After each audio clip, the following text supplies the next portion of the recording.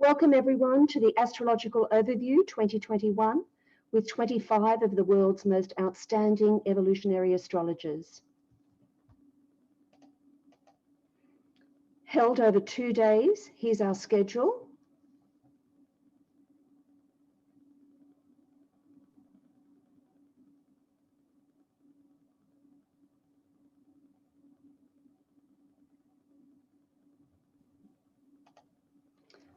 Photos courtesy of Brett Havers Photography. And we'll begin with Kristin Fontana. Mars in Aries, trine the galactic center in Sagittarius, January 1, 2021. Welcome, Kristin. Please go ahead. Thank you, Linda, and happy solstice to everyone. It is December 21st, 2020, and Jupiter literally just crossed in front of Saturn an hour or so ago, at least here in Ashland. And I can feel it. I can feel this Aquarian energy. I can feel the new phase of Jupiter to Saturn. But I'm starting with Mars today. Mars is in Aries. We've all been feeling the fire. And Mars entered Aries back late June of 2020 and ventured through a retrograde cycle. So instead of Mars being in Aries for 6 weeks, it was in Aries and has been in Aries for 6 months and will not exit the sign of Aries until January 6th, 2021. And so I just felt that this would be a wonderful way to kick off this wonderful gathering with all of these gifted astrologers the next 2 days, evolutionary astrologers, reminding you the power of your will, the power of what it is that your soul is here to do, what it is that you want, and the fire that starts in the center of your being. Mars in Aries is going to be trine the galactic center in Sagittarius, January 1st, 2021, essentially the 1st, 2nd, and 3rd of January. There is going to be an exceptional amount of energy as Mars trines the galactic center. Now, the galactic center is the sun of our sun. It is the source of most of the gravitational energy that is present in our galaxy. And so when you think about Sagittarius, you think about your nature, your natural way in the world. You think about what it is that makes you authentic. What's a natural expression of who you are and how you were designed? What is the most honest version of yourself that you can express to this world? Mars in Aries gives you the courage to do that, to overcome obstacles that you never thought were possible. And now with all this Aquarian energy, there is a great deal of rebellion in the air. And there's an enormous amount of progressive, innovative, exceptional energy to tap into. Mars in Aries trine this galactic center in Sagittarius is an initiation point for you. What a beautiful way, powerful way to start off a new year on the heels of 2020, which has just been laden with earth and gravitational energy that has kept us rooted at times in our fears, forced us to be patient. And we've gone from earth now to air. So it's the soul in flight. We are gaining those wings again. Here is a chart for January 1st, 2021, when Mars will be trining the galactic center, which is around 27, 28 degrees of Sagittarius. And not long ago, I was reading a bit of Stacey Abrams' new book, Lead from the Outside. And she talks about how to build your future and make the change that you seek. And there's 3 things that she suggests that you do. And it reminded me so much of what we teach in evolutionary astrology. With Mars in Aries, we ask ourselves, and I ask you, what do you want? Don't think about it. Just through your instinct, tell me what it is that you want. Write it down right now. What do you want? What is the first thing that rises to the surface? And that desire that you have is not some random thing. It's coming from your soul. That desire is the lead point in your evolution. It is the next choice that your soul wants to make, the steps you want to take in order to facilitate what it is that your soul came here to do. So number 1, what do you want in 2021? Number 2, why do you want it? This is what we answer in evolutionary astrology. Why are you here? Why that relationship? Why that ordeal? Why this career? Why these parents? Why Pluto? Those are two very big questions. And the why and the what will tell you really where you are with respect to your own evolution, where you are on that evolutionary wheel, what really matters to you now. The third question is, what are the steps that you need to take to get there? What are the practical steps? You know what they are. As long as what you're asking for is possible here on Earth, you'll be able to know what those steps are to take you there. So there's 3 simple questions to ask yourself.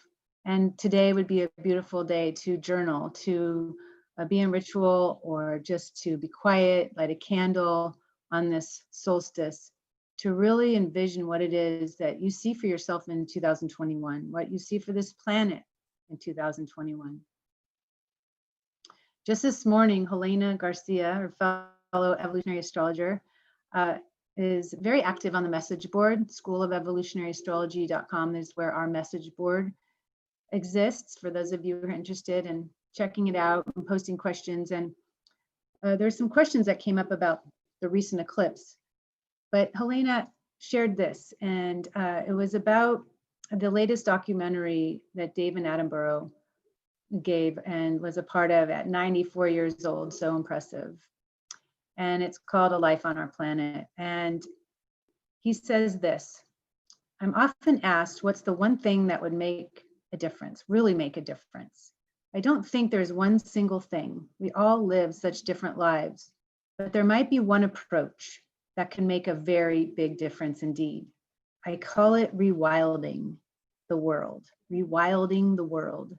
But in practical terms, comes to putting nature at the heart of our decisions, putting nature at the heart of our decisions, putting the nature of this planet at the heart of our decisions, putting your nature at the heart of your decision, which equals the most honest reflection and expression of who you are. That is Sagittarius to a T.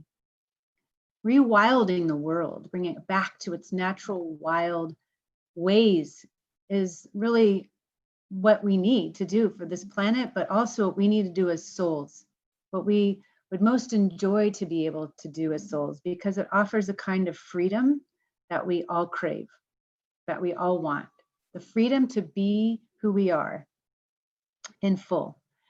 And so I really feel that this January 1st, 2021 initiation point feels to me like a running head start right now. Mars and Aries, it's taking a running head start. It's closing in on the final degrees of its shadow from the retrograde, finishing off over 6 months through transit versus 6 weeks now as we turn a corner into a brand new year. It's a breakthrough year. So again, what do you want? Why do you want it? What are the steps that you need to take to get you there? Now, the truth is really simple. It's just not always easy. I'm well aware of that, but Mars will give you the courage that you need now to take on, to tackle, to confront, and to just, well, to access the kind of energy and determination and desire that you need to be an active part and to play an active role in your evolution. So I wish that for all of you today. Namaste.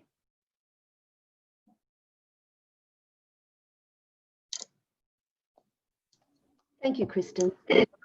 Our next speaker now is Deva Green with her topic Saturn-Uranus interface. Welcome, Deva. Please go ahead. Thank you and happy solstice, everyone. What I would like to share today is the interface between Saturn and Uranus, as we have some pretty significant transits that through the course of this upcoming year, from what I believe all the way to 2024, it's this progressive shedding of skins. Looking at this Saturn-Uranus interface, that we're in this incredible personal and also collective movement of purging false or outdated paradigms.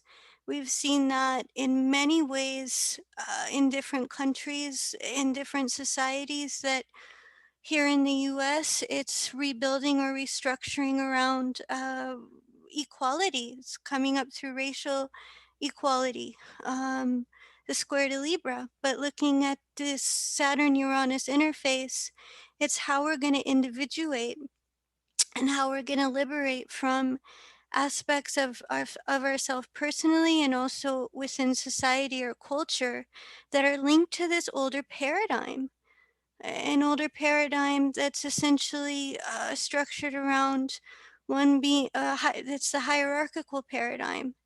And it's progressively degenerating or progressively coming apart in order to build a new foundation, the restructuring of Capricorn. And Pluto, as Pluto goes into Aquarius, it should enter Pluto in Aquarius 2024. All from this time to that time, it's the shedding of these older psychological patterns, conditioning patterns. Essentially, we're becoming aware of our unconscious. We go beyond the limits of our egocentric reality and look at how we're experiencing this on the external. This collective shift from a matriarchal paradigm where it's giving, sharing, and inclusion is at the heart of that.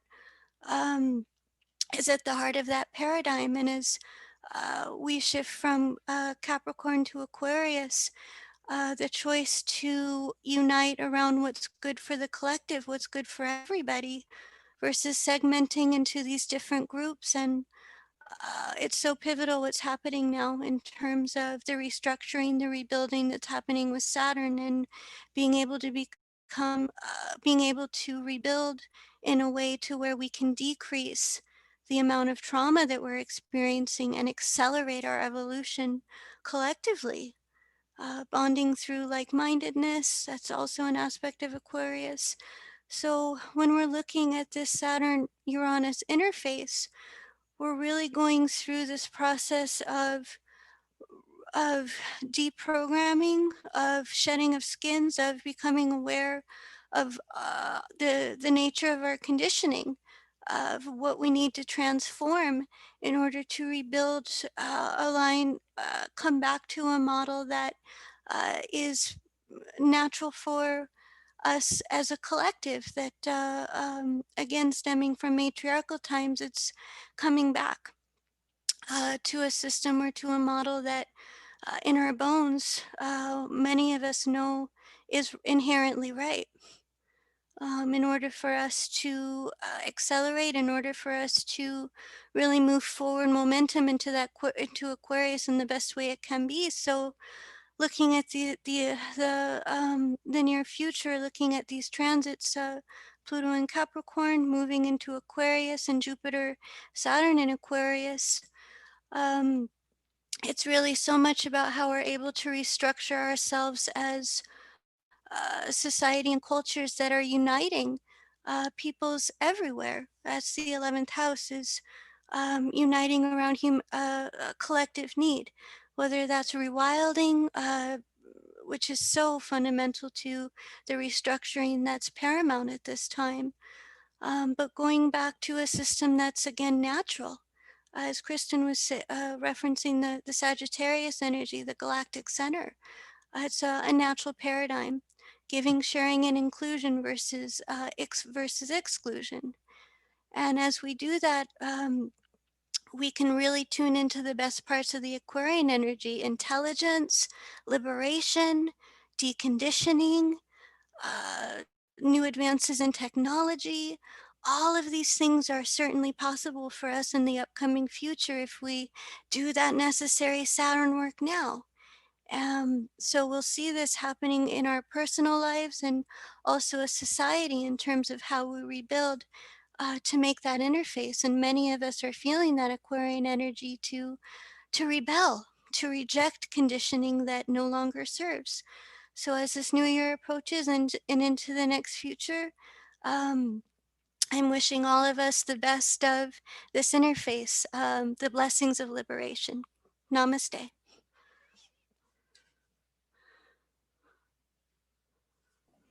Thank you, Deva. Our next speaker is Rose Marcus with Jupiter-Saturn New Cycle. Welcome, Rose. Please go ahead. Thank you very much, and happy solstice to everyone. My talk on Jupiter-Saturn, the new phase conjunction, this is happening today. So the great conjunction of Jupiter and Saturn, it has been touted as the Star of Bethlehem. It has been getting quite a lot of attention in the media, so I don't think you can turn on a computer or a TV without some information about this Jupiter-Saturn new cycle. So Saturn is a 2.5-year cycle through a sign, and it has just left the sign of Capricorn for Aquarius on December 14. On December 19, Jupiter, which is a 1-year transit through a sign, left Capricorn for Aquarius. And we know that 2020 has been quite an amazing year with the stellium of planets that we've had in Capricorn. And it has been a very, very hard and difficult year. Capricorn is a cardinal sign. And in this cardinal year, Capricorn brings things to an end, while it is also a cardinal archetype is instigating. So it has been instigating a whole new reality. And while we've been experiencing all that we have in this past year, we've been focused in on the reality of the day. As Jupiter and Saturn now are both in the sign of Aquarius and forming this new phase conjunction, this lovely conjunction that will be visible for some people on the planet later today, it switches the main focus from what was to, the past, Capricorn, to the ending patterns, to the limitations, to those, what has been limiting or what has been imposing on our reality. And we're now going to be switching the attention and getting a really, getting fixated about the future. Aquarius is the archetype of the future. So the attention shift here is quite significant in looking forward. And Aquarius, of course, as you know, it's the theme of liberation and deconditioning, and it's an acceleration archetype. We have several things that are taking place with this transit today. The Jupiter-Saturn conjunction takes place every 20 years. So to a certain extent, it's not quite as special as perhaps some of the media is making it out today, but it is very, very important because it's part of a larger cycle. So the 20-year cycles of Jupiter and Saturn relate to economic, social, and cultural development, and we see this in terms of 10 years up, 10 years down. But it is part of a larger, what's on the screen here now that my host is putting up for me is Kepler's trigon. This is a diagram of the great conjunctions of Jupiter and Saturn by triplicity.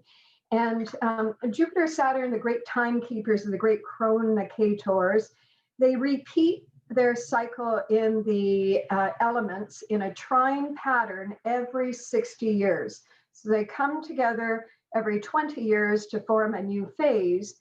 Every 60 years, they come to the same position within about 7 to 8 degrees. And when we multiply that over 4 times around the zodiacal wheel, Saturn advances to a new element.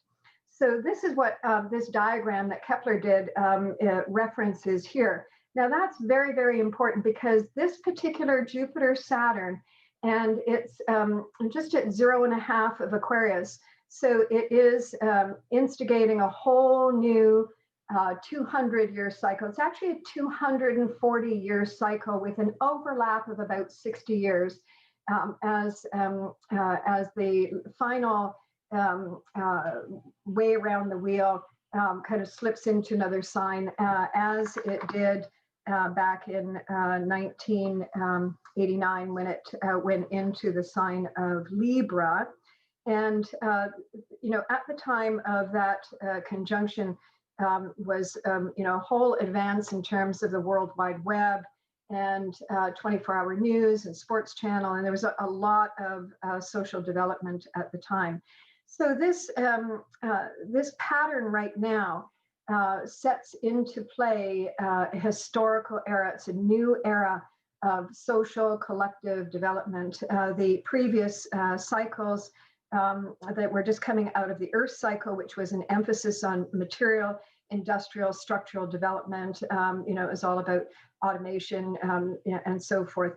Also, too, at the time that that Earth cycle began was the American Civil War and Lincoln's time and the abolition of slavery. The previous cycle, water, was in 1583 was the adoption of the Gregorian calendar. Exploration by ocean, by water, by sea, the mapping of uncharted lands.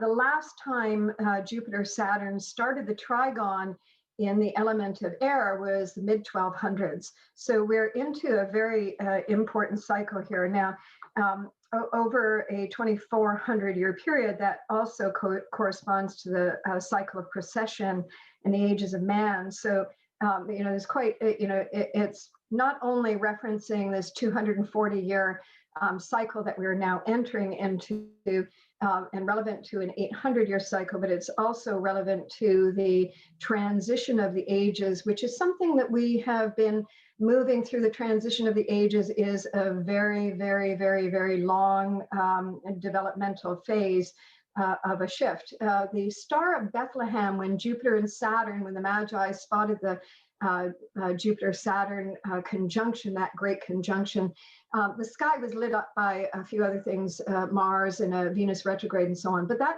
conjunction happened in the sign of Pisces. And we have been existing in the age of Pisces all this time.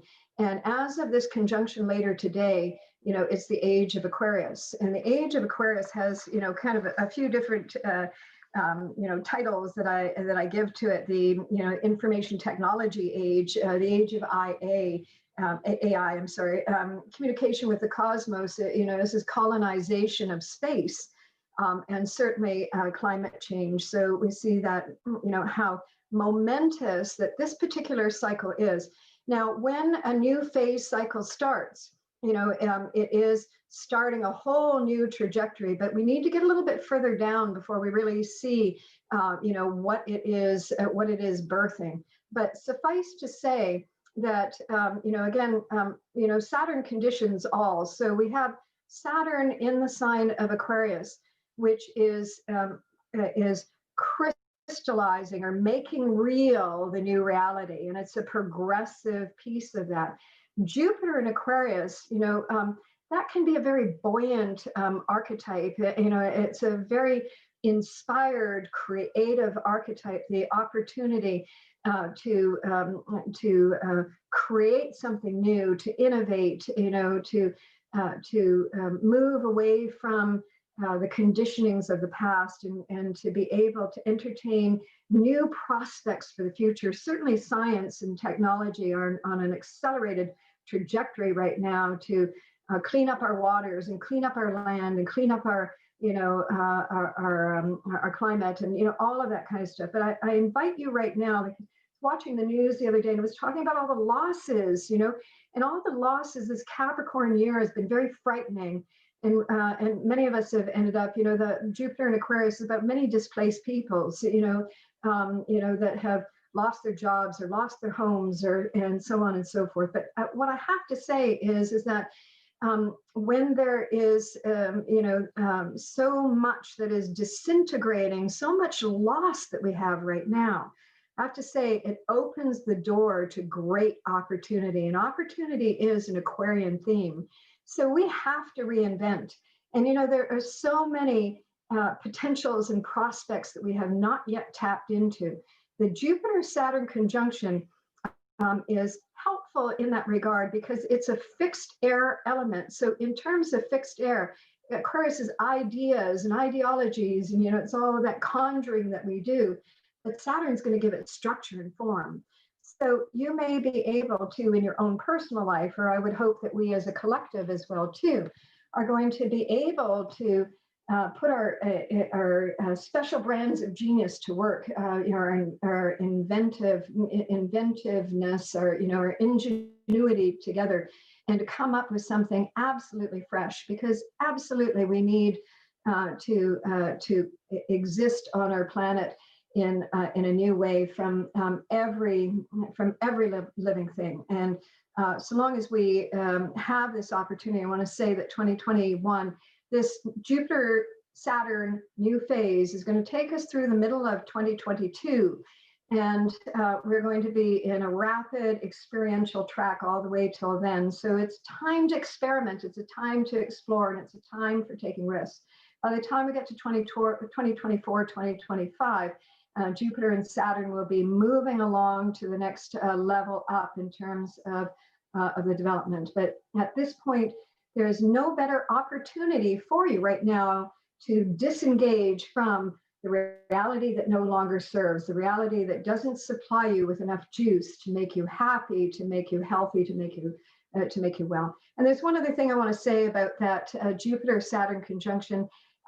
It also is related to what they call the USA presidential curse. So apparently, there has been a death in office when the Jupiter synod has happened in a USA inaugural year. And there have been 5 deaths, starting with the 1860 conjunction, and that was Lincoln in 1865. Aquarius is a circuit breaker, influence. So maybe this new Jupiter-Saturn synod can break that prophecy. I will say that I have great hope for what comes next. And Aquarius, when you dare to take a risk at the right time, and timing is a matter of Saturn, and Saturn's in Aquarius, and so Saturn in Aquarius says the timing is right for you to be taking a risk, for you to be reinventing, for you to be trying a new you on for size, a new lifestyle on for size. Give it a shot. You never know where you could end up. It could be someplace absolutely fabulous. Thank you so much, Rose. Our next speaker is Moshe Wolfe, Befriending Your Inner Community Members. Go ahead.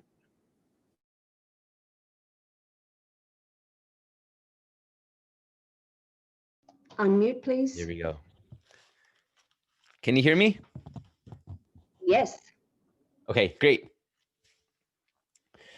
Hello, everyone. All right. So one thing that Green taught about the Uranus archetype is that all of the elements of the outer world are actually within ourselves. And this is something that most people don't recognize, that the community outside, and community is not just what our mind identifies as community, my friends, my people. Community is a very broad and universal and true concept. So it includes the neighbor that we don't even know who their name is, the trees.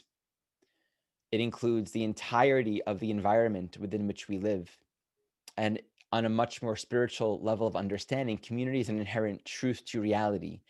Community says we're all here, one giant community in the cosmos. And we can think of Uranus as really saying, within the totality of creation, all expressions of individuality, all expressions of creation are all at their core reflecting a thought of God. And that there are no contradictory thoughts, that in this giant community of existence itself being Neptune, and then the individuality, the expressions of intelligence, of divine intelligence that manifest in existence is Uranus. That in this one reality, there could not possibly be any contradictory thoughts. And so what happens on the relative scale of human consciousness, and this is defined predominantly by our Saturn conditioning, we'll say, okay, this is where I'm identified, this community, this group, this subdivision of society, this political movement. And when we understand that the entire world lives inside, which, let me just say to offshoot from that. The depth of that teaching, I find, runs infinite. To really explore that contemplation that everything is inside. What does that mean? If that's actually true, what does that actually mean? And the idea of everything being inside really brings us to reflect upon the very places where we might feel reactive, or where we might put up the walls and divisions to say, okay, here is where inclusion is, here is where inclusion isn't. Here's where I'm excluded, here's where you're excluded. So it's a powerful thing to contemplate. So if we take that idea that everything is inside, all the community members, it means that the archetypes of creation, the thoughts of creation, they're not defined or manifest or specific to only time and space. It, in some sense, impersonalizes and objectifies the totality of creation to see it as archetypal energies. And these archetypal energies, they're out there and they're in here because really there's no out or in. So on the Uranian level of consciousness, there is just archetypal expression. And these archetypal expressions permeate, manifest through time and space on every form and every size scale of reality. They're physiological, they're social, they're political, they're psychological, they're big, they're small, they're global, they're cosmic, they're universal, they're personal. Because everything on a Uranian level, if we kind of go beyond form and time and space, it's representing the pure intelligence of creation itself. That's why astrology is Uranian. It's looking at the oneness through the lens of archetypal energies. That's one of the gifts that we get from learning astrology as well. We can objectify everything and say, okay, archetypes. My therapist has often said, you can't resolve archetypes, meaning you can't fix an archetype. An archetype is an archetype, and there's a certain lesson, there's an attunement, there's an understanding of the archetype, how it functions, how it works, what it looks like for it to be distorted, what it looks like for it to be flowing and healthy and aligned. But you can't change it. You can't make it what it's not. It's sort of like the teaching around angels. I grew up learning about angels, that each angel is created to have its own function. And that's what differentiates between angels and I don't know if this is, whatever, but it just reminds me of that. Everything is what it is. And even we are what we are. And so this is the interface between personality, construct, self-concept, ego concept, and then what we are. So as we come into our true self and we realize the true nature of creation, we understand everything in terms of an unfolding of archetypal energies. And then understanding these archetypal energies, learning how to work with them, learning how to create space for them to flourish, that's a big part of the learning with Uranus. The moment we take something personally and we take it as, oh, there's a problem, I got to fix you, I got to fix this, and we hold these very subjective projections of reality that, in a sense, take the larger truth of oneness and the greater collective and perfectly harmonious and synchronistic reality within which we are all a part, and we make it very narrow, very fixed, very concerned. This is where we must be mindful of where we get stuck or very fixed on particular concerns that relate to me and my movement, me and my cause, me, and these are all important in the sense that everything has relevance and it's important. We got to walk our path. But we can easily get to this very narrow way of thinking in a Uranian way, where we take the archetypes personally. We can also think of Uranus sort of like as a tarot card, where everything in life is reflecting archetypal dynamics that just are. So as we awaken to what is, we begin to see what the energy of life is, how it wants to flow, and we heal it within ourselves. We open it up within ourselves, seeing that the macro and the micro are constantly reflecting itself, that our own sense of freedom and liberation and clarity in life really comes from the capacity to take a bigger step back and learn how to see things clearly for what they are. And so one of the teachings here, befriending your inner community members, it's just this way of thinking right now with Saturn, Uranus coming into the square for the next couple years, really practically for the entire time that Saturn's in Aquarius. This is actually kind of operative. So it's a pretty strong dynamic. And as we know, whenever two planets are at the juncture of crossing a phase, the Saturn-Uranus last quarter square, this is a very tense turning point. That transitional time, there's a lot of energy that's wanting to open up and break free. So this is a year in particular, 2021, where there's a very deep reflection on, where am I conditioned? Where am I trying to fit into something that is forced, that is not authentic? Where do I really feel a strong sense of the outer world wanting me or needing me to be other than what I am? Or do I feel compromised or restricted or repressed in the conditions of my life? And it's a really beautiful opportunity for us to look inside and see, where is this simply a matter of opening up energy? And, Uranus in Taurus really does speak to the higher understanding of working with this quality of grace, working with the feng shui of harmony and flow and balance, which is really clearing the mind and bringing greater intelligence, greater awareness, a higher understanding, a greater perspective of the body and what it's like to be here, what it's like to be alive, what it's like to thrive. And, thriving is impeded when we have a lot of ideas and conditions and constructs that say, this is how we have to live. This is how you have to live. So we don't realize the extent to we alienate ourselves.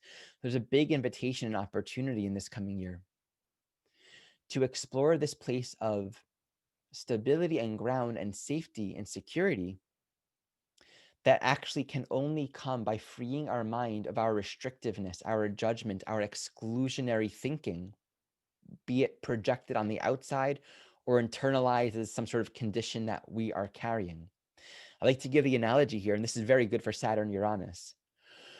You're in your kitchen and you're making the food that you've made every day of your life for the past 30 years. And now there's someone visiting your home and they have a peanut allergy. And there's someone else visiting that has a gluten allergy. And then there's someone else visiting that, has COVID restrictions and they have certain needs for them to feel safe. And then other people may not feel the same level of need. And then you're wanting the windows open, other people are. So we can get into this place where on relative scales of seeming importance, we can look at our differences and different tourist needs, right? We have different values, different needs, and make it as like, we can get along, we can't work here. But the invitation is to kind of just take a bigger step back. You're thinking too narrowly. You're thinking me, you, kitchen, ingredients. What if it was all of us, everything, and all that is? So we create a greater framework to perceive and apprehend possibilities that are far beyond the limited conditioning scope. If we're trying to fit into the box that we know, then there's going to be a lot of compromise, restriction, and probably hostility and challenge and depression. But if we're willing to just find a completely new way of doing this, shake it up, and just always remember, to close with this thought, in 300 years, we're going to collectively think about everything differently, because that's how it goes. We can prove that just by looking at the arc of history in any phase of development. And so to just remember that the smallness of our minds will perceive these problems and these irreconcilable differences, but it's all inside, and it's all an invitation to create more space and let the archetypes breathe, let them flow. And the more we can broaden our view, climb the mountain, see a greater perspective, the more solution, the more stability, the more ground we're able to create for ourselves.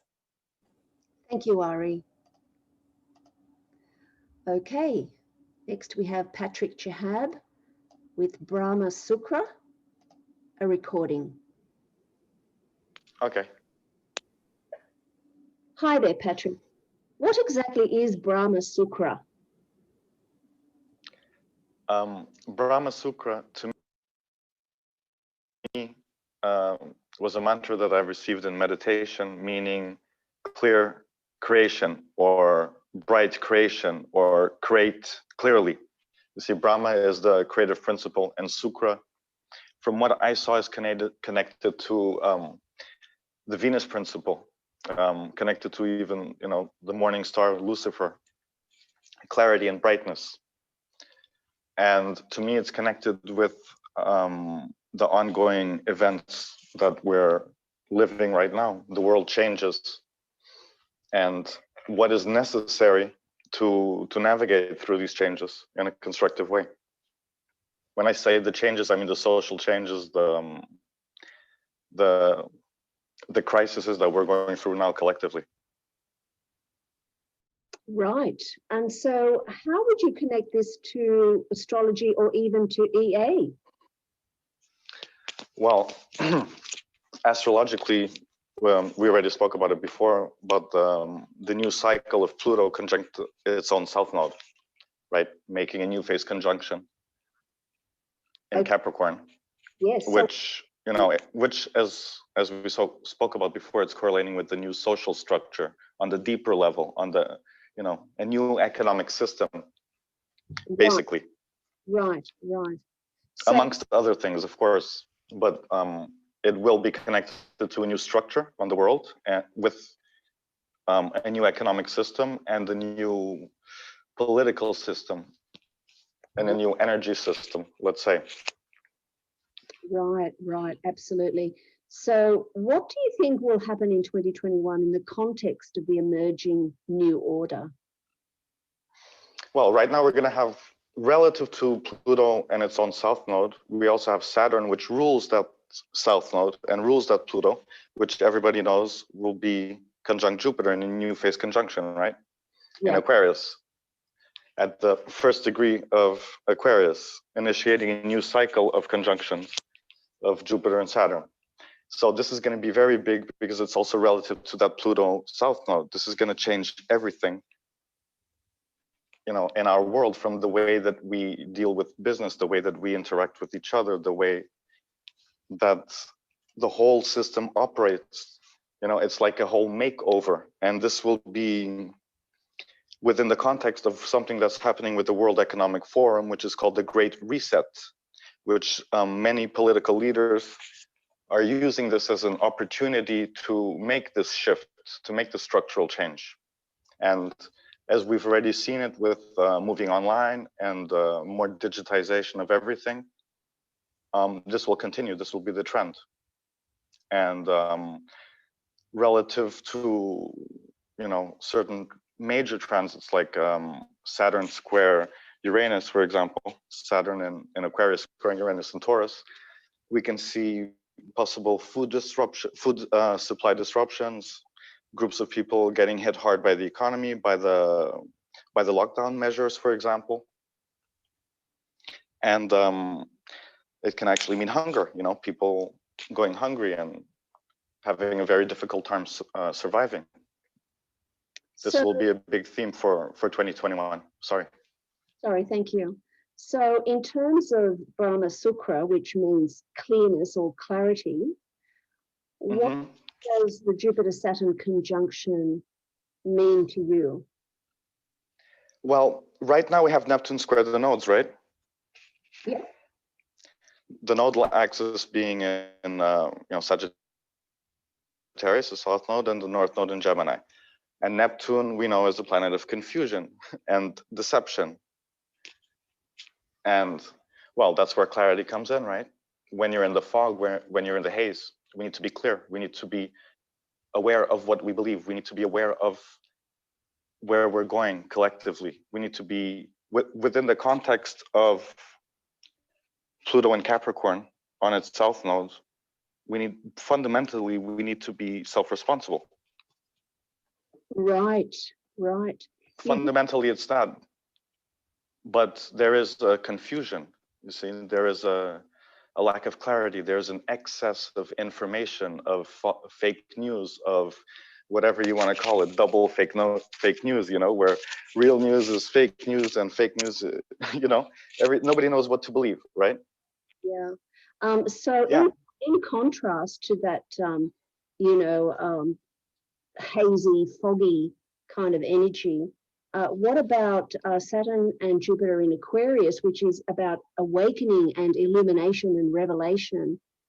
What have you to say about that? Well, yeah, that's what I think. I think people are going to have to be very objective about what we believed leading up to now about many things, you know, possibly about spirituality, about the nature of reality, Wow. about our own belief system. Because when I think we're going to be so confronted with certain changes and with certain realities that are happening, you know, through, I mean, some people might be confronted with the fact, you know, that they're not ready for all this technological advancement. You know, many people, they're not ready to move onto the internet and stuff like that. You know, and you're going to have to face your belief system of how you thought the world was structured and how it actually is structured. That's for one. So would you call this accelerated evolution? I would call this very accelerated evolution. Exactly. And exactly. Do you believe we're in the age of Aquarius now, or shifting into it? I believe, well, I give credit to the idea, and I have the feeling that this is either the beginning of the age of Aquarius, or that we're accelerating toward more deeper into the transition towards the age of Aquarius. But I definitely sense that there's a shift and a birthing of a new era, but the new era has to be based on consciousness, on truth, not on these, you know, all these type of medieval beliefs where either you believe this or else, you know, based on judgment and all that stuff, you know, with all the south nodes of Jupiter and Pluto and Saturn and Capricorn, we had a lot of stuff which is actually based on, you know, you have to believe this or else. Right. So, well, what happens to those who remain unaware? Well, honestly, all you have to do is look at the technology. Those who remain unaware will be assimilated by it. That's what I think. All right. Wow. Okay. Matrix style. Matrix style. First through augmented reality, then virtual reality. So we need to individuate, right? We need to individuate, exactly. And that's what that Jupiter Saturn is also about. That's what the movement with Pluto to Aquarius is really about. Yes. Yes, to become a true individual, which means to actually think for yourself. Right, and to wake up, right? Yeah. Okay. To be aware. Yeah, I'm interested in your thoughts about Neptune square the nodes. Could you give a little bit more information on that? Well, it's what we spoke about. I think there's a massive confusion. I think there's a massive deception going on. Right. And people in this state, they're a little bit like, okay, do I believe this? Do I believe that? Do I trust the media? Do I trust the government? Do I trust my intuition? Do I trust my friends? But here it's a matter of, again we go. It's the thing is, I don't know what to believe. So people, they need to actually do the digging. You know, they need to actually contemplate. They need to return to their intuitive sense and to actually speak with other people and share information and not be scared to look for information, to actually dig for the information, not to just take everything blindly, to find a state of clarity within themselves, even if it's just to be honest, to say, okay, I don't know what to believe. I don't understand the situation. You know, but to find a sense of clarity and to really honor the intuitive aspect of whatever is going on, whatever it is that you're trying to discern within yourself. Right. I think that is the best message for this Neptune square the nodes. Okay. So with Saturn conjunct the Jupiter, we have to take responsibility for what we believe, right? So there's a karmic requirement here. Yes. Yes. Right. Yeah. Right. I think that's where also the awakening comes up, which is you have to take responsibility for your mind. Right. You know, and at this point we've been living in ways where we just allow let's say, the authority figure, you know, the scientist or the so-called scientist or the so-called spokesperson or the so-called politician to just come and dictate reality to us. And okay, where's that going to get us? Right. That's the question, you see. Okay. What advice can you give our audiences for 2021? Well, that Saturn square Uranus, I mean, I think it's very important that people, they do their best to survive. They do their best to minimize expenses that aren't important. They do their best to realign with certain values which have meaning. You know, it's not just running around this planet making money and having a job just to survive and go to the movies and stuff like that. You know, I think we're also at a point where even the planet, it needs us to be with her in a more symbiotic way, in a more respectful way. And I think that many people will have to realign to work and professions and ways of surviving that are more in alignment with that, let's say. So I think there's going to be a big economic difficulty and a lot of people in adapting to this new structure that is emerging, because everything will be moving online and everything will be changing with the Great Reset. Right. So how do we become clear, Brahma Sukra? How do we change our beliefs when everything is so foggy? What conclusions have you come to? Self-honesty, total self-honesty. Beautiful. What about responsibility? It comes with self-honesty. No one, to be self-honest, you have to want to. You have to take responsibility. You have to want to look at your actions. Right. You know, like honest about what you know and what you don't know. Right. Honest about, okay, is this the truth of what I know and I feel within myself? Because people like to argue about what truth and what it is and what isn't. But here, when we're speaking about this truth, it's the Jupiter Sagittarius side, which is what is true for you. What do you feel within your body? What do you actually believe? You know, that's our personal truth. That's beautiful. That's really beautiful. And the last question that I have for you is what are the implications of transiting Pluto in Aquarius while Pluto's node remain in Capricorn?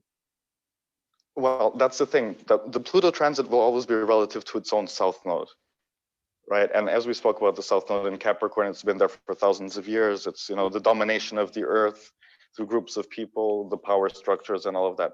Well, the power structure is getting a makeover. Right?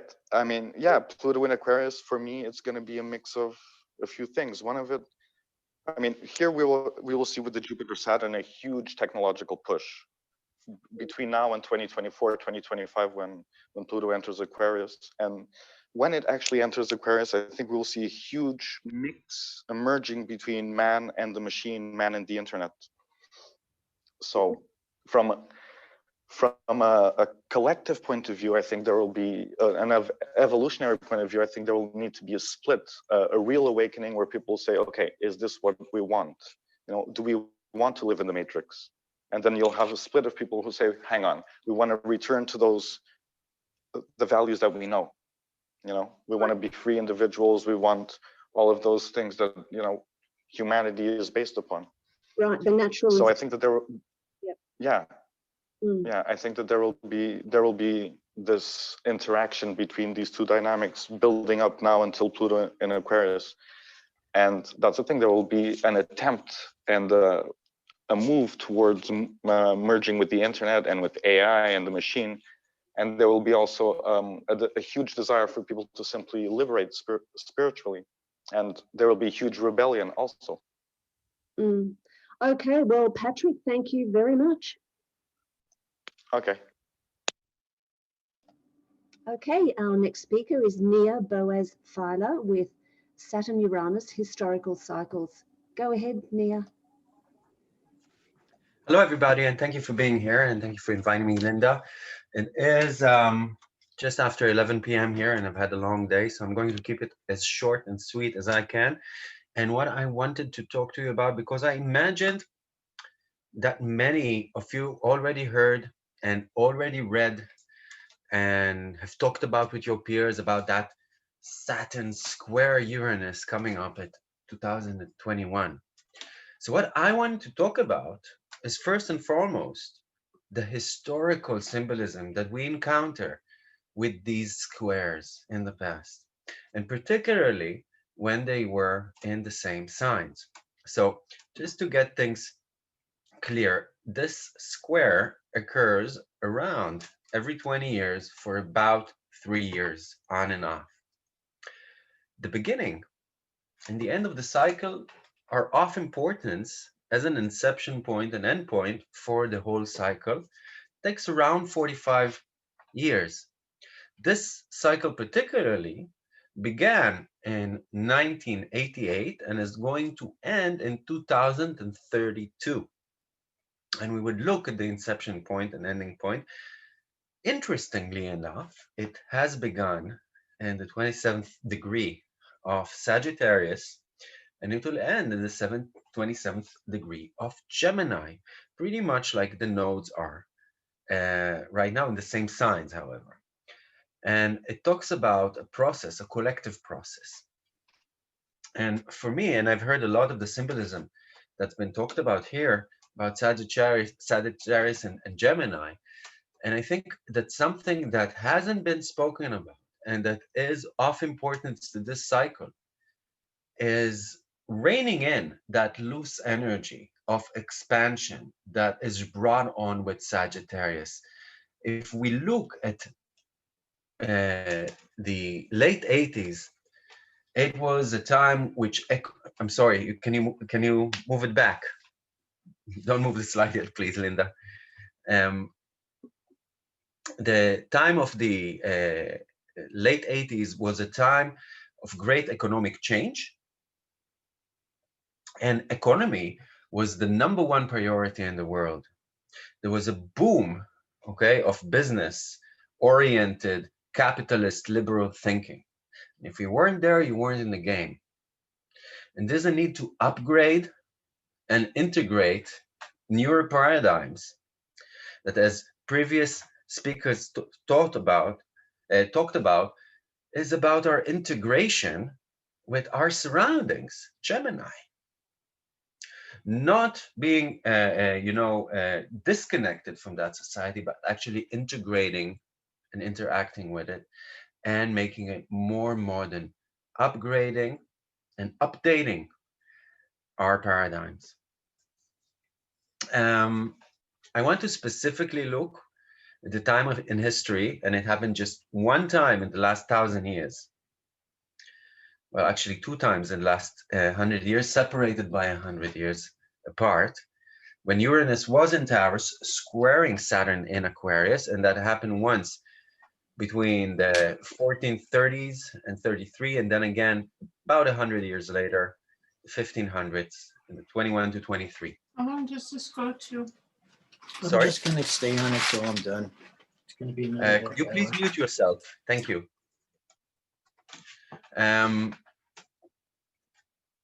Yeah, so at these times, actually, the square coming on the 2021 doesn't have an equivalent that is coming up in 100 years or so.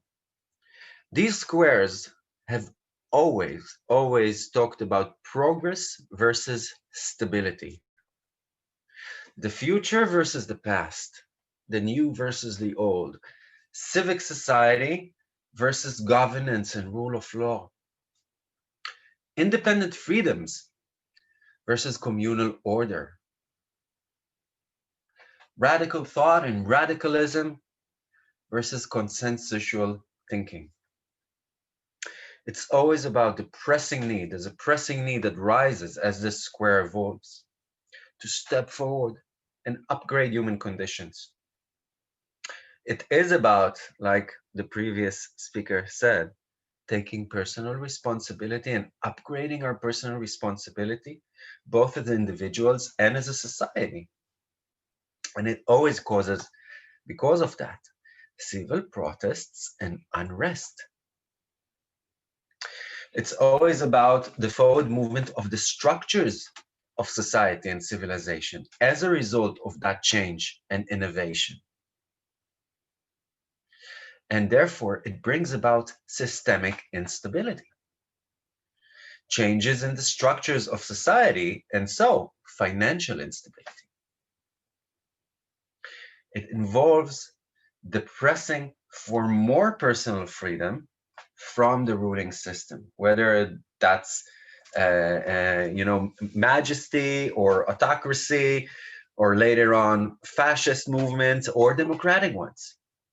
It is about social revolutions. And it is also about scientific and technological progress and disasters, as well as aeronautics and space disasters and terror attacks. Thank you, Linda. You can move it. Yeah, great. So let's understand from history the taste of the previous, current, and future cycle that happened in the last century. So we'll begin with an opening square happening just after a conjunction in the 1900s. So the first square happening in 1908 to 1911, we are nearing the end of World War I. That was ended at the opposition at the 17th, 1917. And again, we are talking about a time of great scientific advancements and the reshaping of power in the geopolitical scene. All over the world, the charts are redrawn, maps are redrawn, superpowers reevaluated. And then we have the ending square, which is like the one we are in now, 28 to 32. Of course, we're talking about the Great Depression and the rise to power of fascist and Nazi movements in Europe. So the radicalization of political movements and the non-conformist, radical, rebellious spirit brought along with them. The entering square of the next cycle was between 1950 and 1954. So we're talking about a time just after the Second World War, okay? And it's a time again of great scientific advances and the reshaping of power on the geopolitical scene. We have Roosevelt just before that. We have the Cold War just emerging as these two superpowers, the USSR and the US, struggle for world dominance. And of course, we have the pressing need for more civil rights all over the world. But we as people who are so familiar with the American culture can very much see the epitome of it in the civil rights movement in the United States in the 50s. Then we have the closing square in the 1970s, 74 to 78. This is a time of gay rights movement and again, civil rights movement. This is a time in which the UN is shown in its incapability and as its platform deeply eroded. The Khmer Rouge takes power in Cambodia and kills 3 million people, and the world stands by. It's the end of the Vietnam War. And we have the first collaboration in space between the USA and the USSR. Then by 98, we reach the first opening square of the cycle we are in now. And we can see the end of the USSR. We can see the Kosovo and Chechnya conflicts. We can see 9/11 and the war on terror. So what are we going to see? And these squares coming up from now on until 2023. And then again, 41 to 45. So thank you, Linda. So let's look at the current cycle and its inception. So we talked about that inception point and I'm going to give more points about the inception point in the next slide. And we talked about 98, which is the first square. When we have, we already talked about what happened there, but then at 2008, we have the opposition. We all remember the global financial crisis of 2008. We have the first Black president elected. There's so much more things happening, but I really want to keep it as short as possible. And then we have now the third square, and then by 2032, we have the end of this cycle and the beginning of the new. So let's look at the inception point at 88 more closely.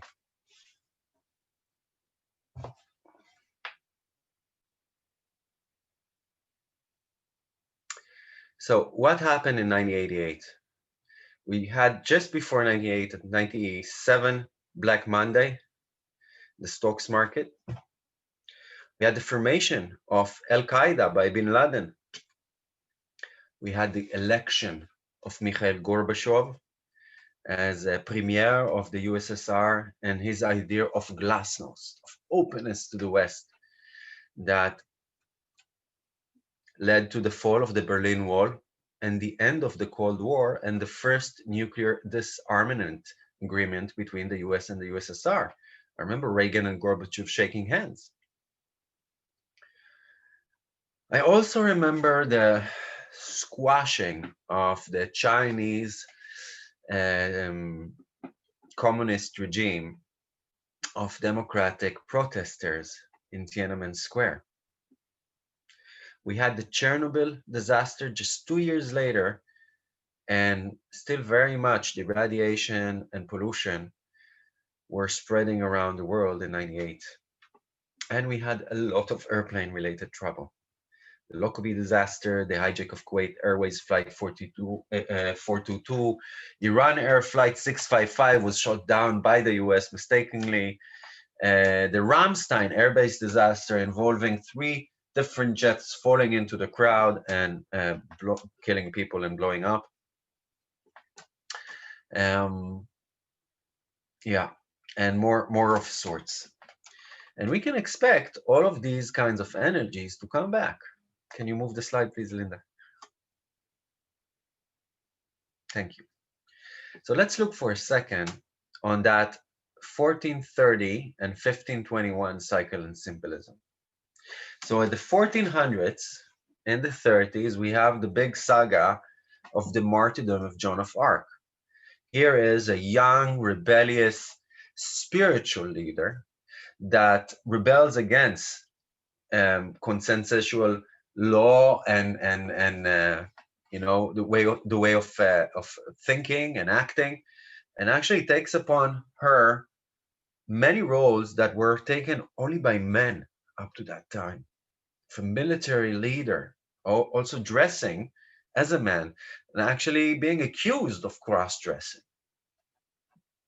and being a witch, in pact with the devil, and being burned at the stake for it. We have the economic crisis of England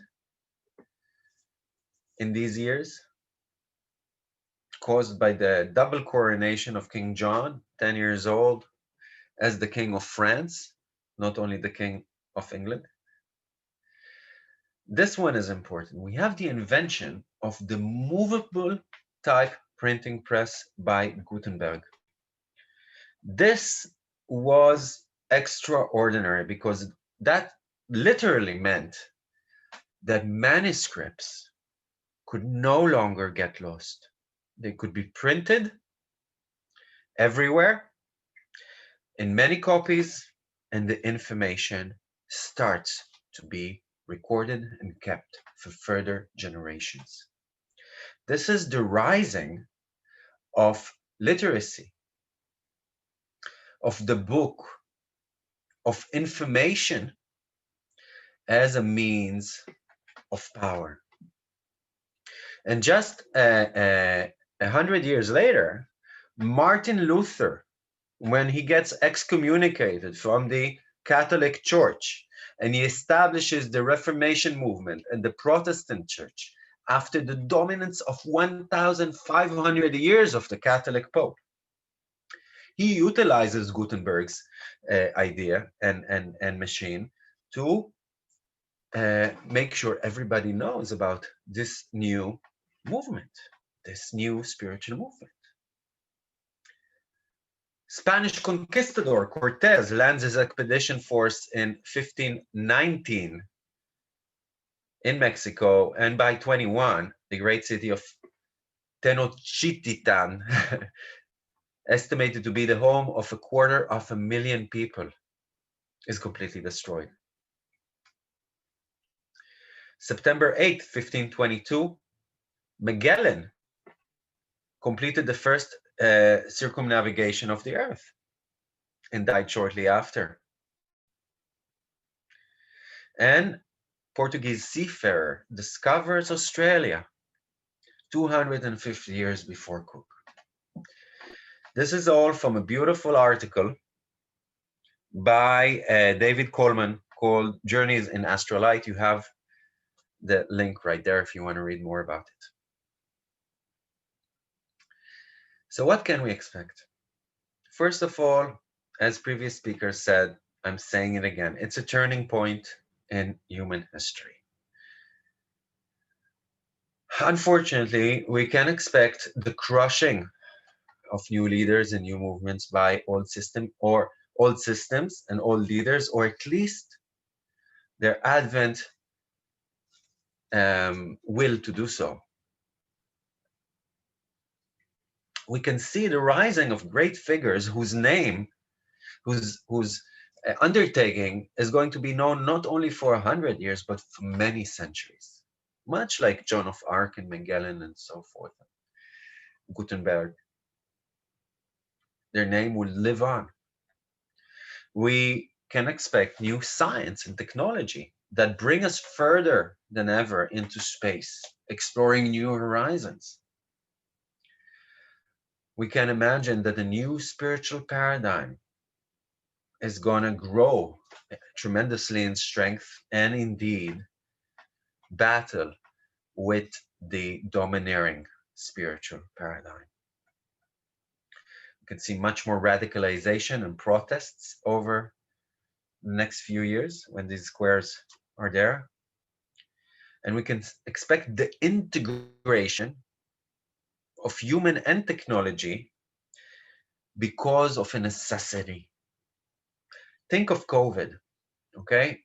Think of trying to elect a president in COVID when you're under lockdown. Now, we've had the opportunity to do it for at least 10 years. You know, all we need is this phone, which isn't shown by the, here it is, phone. We could put our fingerprint in and we could vote for everything we find is important. Not only the president, but let's say funds for ecological funding or educational funding, everything we find important, we could, I need the other slide, please. We can find. I can't close, yeah, thank you, Linda.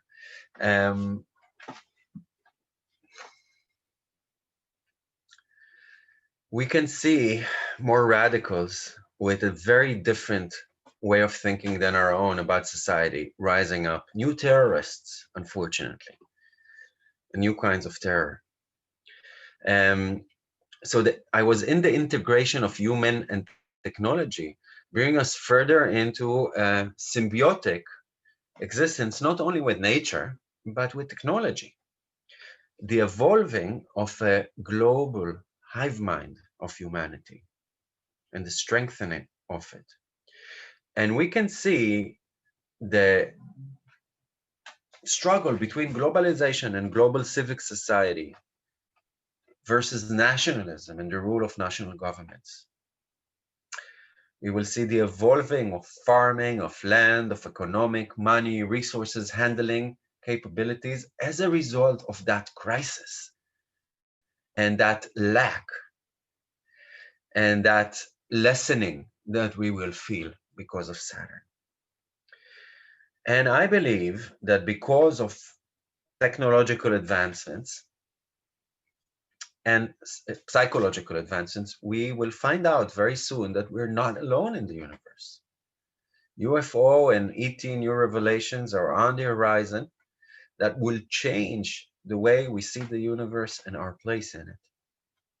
And of course, as previous speakers already stated, the climatic and natural change of Earth and its system that will force humanity to adapt and evolve into a higher, better relationship with our spaceship Earth. So, Okay. that's about everything I wanted to tell you, and I hope you enjoyed it. Thank you very much, Nia. My pleasure. Next, we have a musical interlude with Ari Moshe Wolfe. Go ahead, Ari. Great.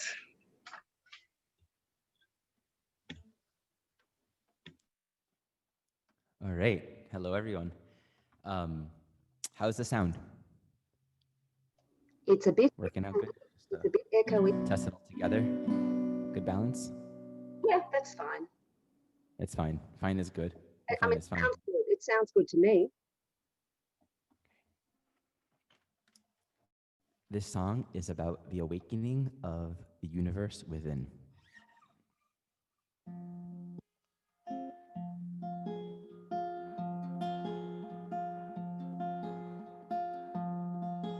In patience I await.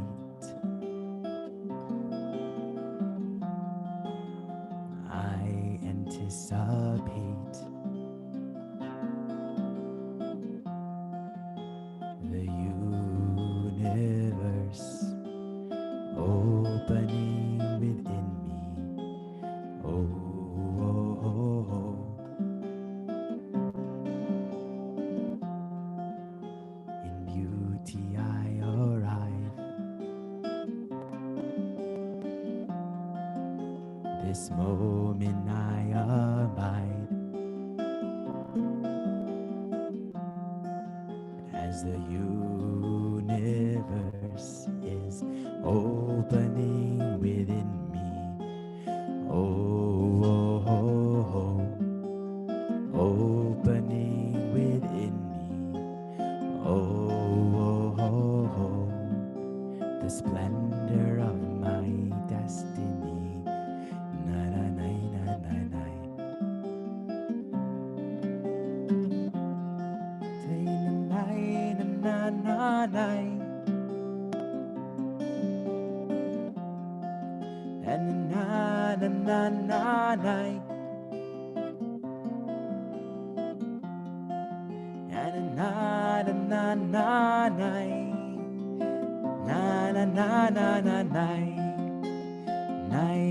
na na na na. With peace I breathe in. With love I breathe out. As I know that all is.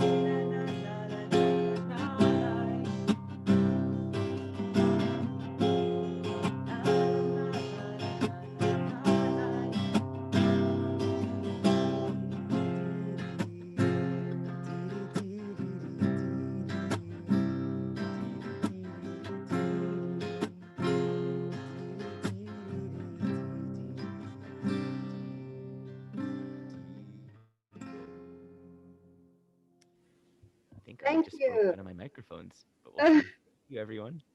Thank you, Ari. Okay, our next speaker is Kim Marie Weimer with The Opportunity to Heal with Trauma. Go ahead, Kim Marie. Hello, everyone.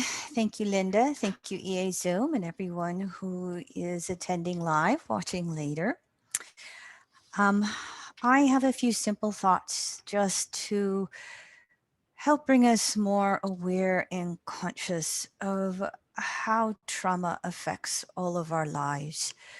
The teachings of EA say anywhere between 80 to 90% of souls are born with PTSD or post-traumatic stress disorder. This is stemming from past lives that we have experienced. If you have been living through this last year or even these last few years, we individually and collectively have had our worlds turned topsy-turvy. And we can be re-imprinting some of our old traumatic patterns. We can be creating new ones. The word trauma is traditionally ruled by the archetypes of Aquarius, Uranus, which rules Aquarius and the 11th house. And trauma can be defined as an intense event or disturbance that just shakes our world. The loss of a job, the death of a loved one, a traumatic climate event. With the archetype of Aquarius, we sometimes will think of trauma as something that is mental, but the effects of trauma happen on all four levels. They happen spiritually, feeling the disconnect or abandonment by source. Of course, they happen mentally and can wig us out, and we have a hard time functioning in reality. But they can also affect us emotionally and physically in a variety of different ways. One of the things that we really have to be concerned about, though, is when these effects of trauma start subconsciously or unconsciously dictating how we respond to our world, how we move forward in our world. Time, that saying, time heals all things. Yes, it can. And especially when we make that effort to do so. However, sometimes when a traumatic situation or event happens in our life, it's too much to handle. And so we want to push it aside. I have a brother-in-law who passed of COVID in October, and his wife is denying that he died of COVID. It's too much for her. We've made efforts to speak about it, but we can't go there yet.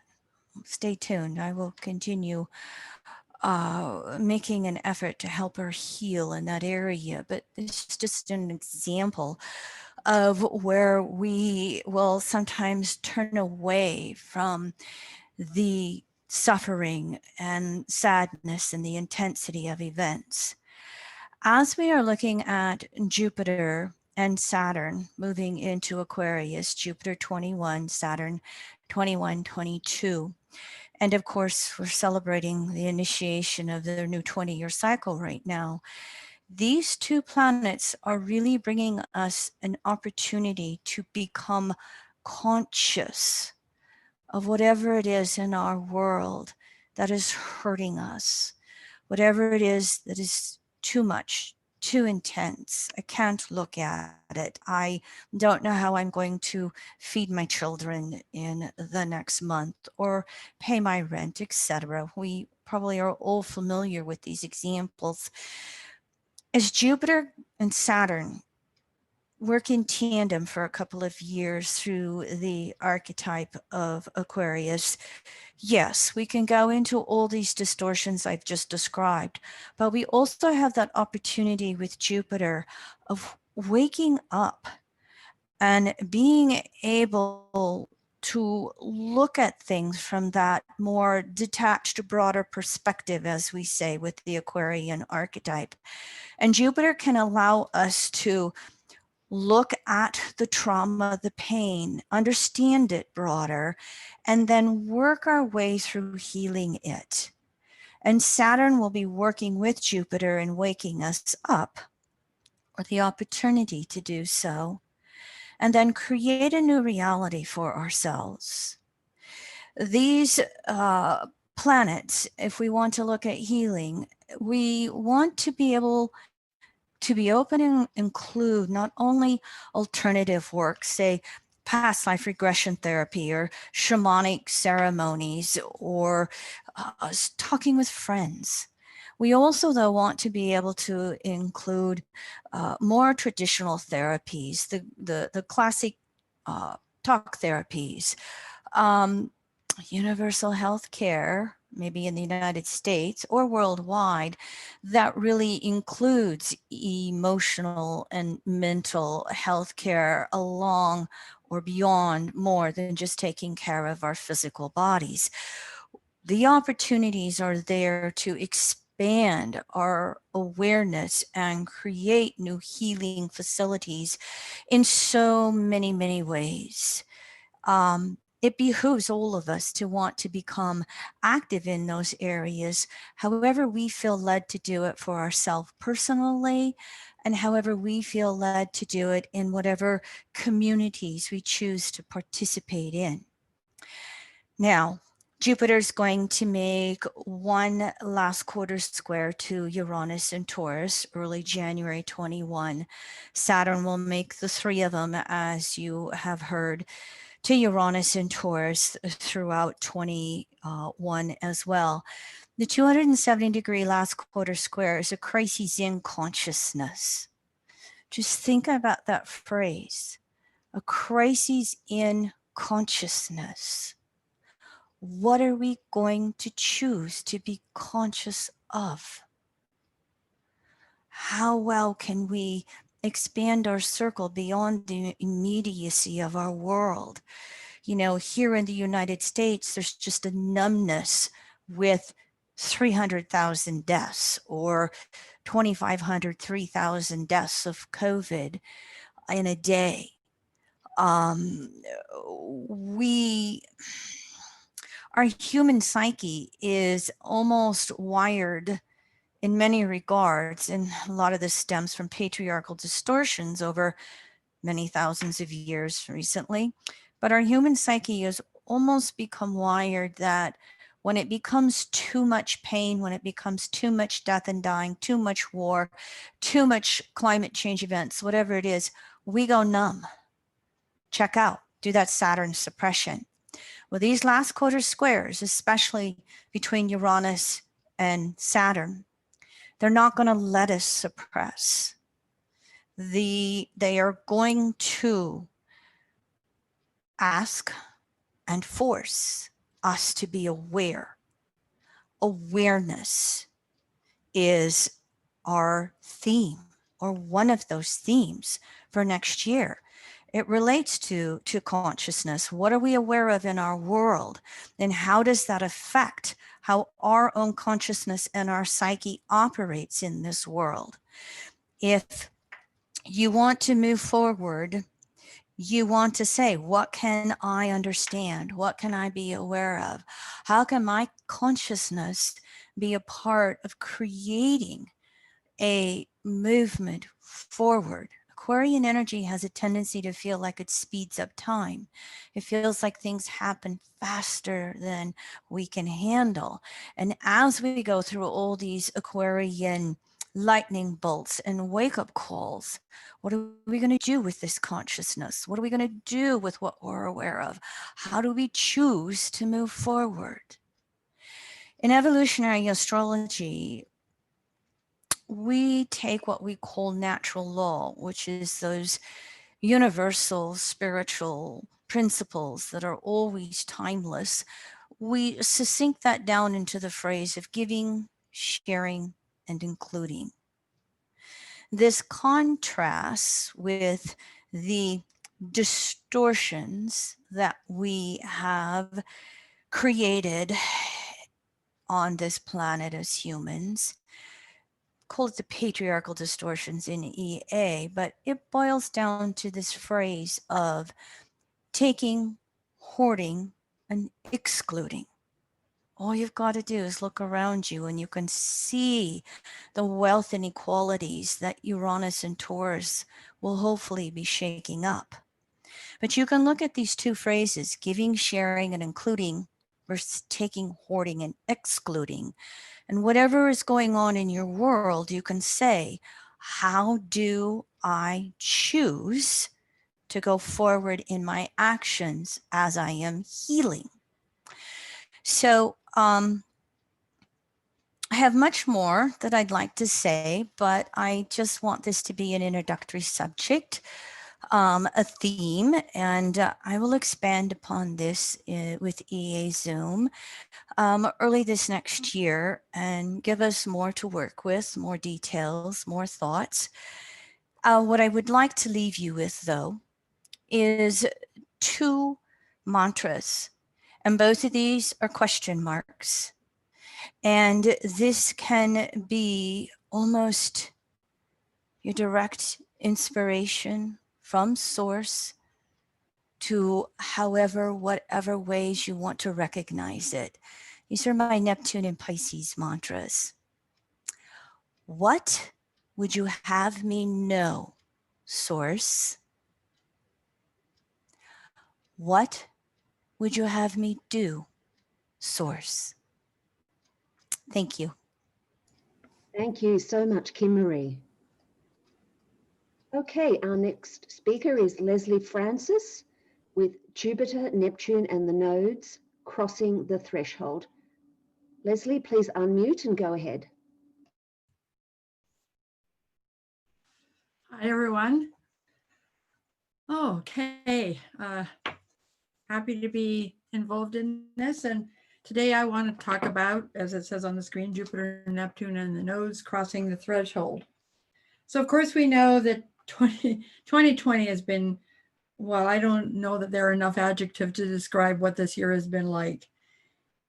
From an astrological point of view, our focus has wobbled back and forth between the great conjunction of Saturn and Pluto and the great conjunction of Jupiter and Saturn.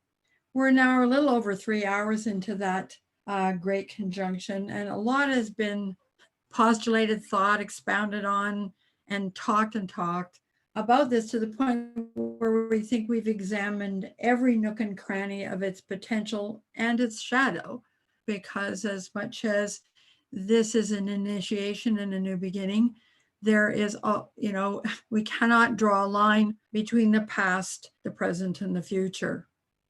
So now, of course, I want to re-emphasize again that this is a new phase. So it heralds a new beginning and a new process and a new potential. It's a call to build a new perceptual framework for life, one that will shift how we observe life, engage in it, and experience it. Now that's a big piece of real estate. There's no doubt about it. And we are initiating not just a new 20-year cycle, but a new 200-year cycle of Saturn, Jupiter-Saturn conjunctions in air. Again, a lot of big territory to cover, but we're at the initiation point. And so I really want to say to start out with that it's important that we not think that we can, achieve everything that is inherent in this conjunction in the next 5 minutes. I do want to say, though, today I want to talk about one aspect of a larger context, because it isn't just, there is a chart that goes along with the Saturn Jupiter. How can you tell Saturn is important in my life? The Jupiter Saturn conjunction. And we've talked an awful lot about that, but not necessarily looked at the context in which that conjunction occurs. But before I get to the Jupiter, Neptune, and the nodes, I want to just do a very Saturnian thing, and that's I want to build a picture. So first I want to say that no matter what the calendar says, 2021 and the next year 20-year cycle has already begun. Sometimes we forget that calendars are human-created creations of measurement of time. So the seeds of that cycle, the story that's initiated by Jupiter and Saturn, is not, again, not happening in a vacuum. I'm getting ahead of myself all over the place. Anyway, they're not the only players in this process. It may feel to us like they're, that they're driving a bus, but there are other factors happening in play. The rest of the planetary energies that are hanging out with that Saturn-Jupiter conjunction are going to expand what happens and maybe even how it happens. So I want to go over a number of important facets of the chart. Now, I chose not to show the chart, partly because, of course, the actual houses and the structure of the chart is determined by where you live. And obviously, it's not going to be the same for everybody. And also because I wanted to engage the energies and not necessarily put them in a box.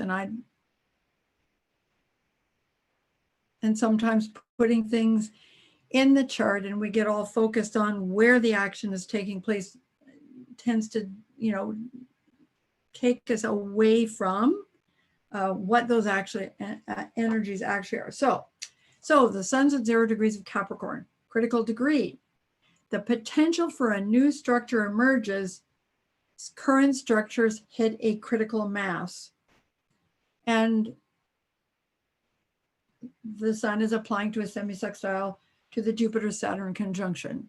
Now it's a minor aspect and it's subtle, but nevertheless will play a part because it's part of an overall picture that shows us that structures need to change. Not that we weren't already aware of that in 2020, but the message continues. The challenge we face as astrologers often is to think that aspects demarcate processes. No, they highlight processes. So the moon in the chart is at 27 degrees of Pisces, 53 minutes. It's void of course, and it's a crescent moon, which means confronting and releasing the past creates space for new things to emerge and grow. So let that sink in. And finally, not finally, so next we have Mars is in an applying square to that Pluto in Capricorn. Again, further breakdown of current toxic structures. So as we move forward, there is no ending to what we've been experiencing. We're opening a chapter that will help us deal and move forward and create new ways of being instead of relying on the same old, same old. And last but not least, Neptune at 18 degrees Pisces, 18 minutes, is square the nodal axis at 18 Gemini and 18 Sag. A dissolving of current thoughts and beliefs so a new vision can emerge. These all feed in to the initiation point defined by the Jupiter-Saturn conjunction.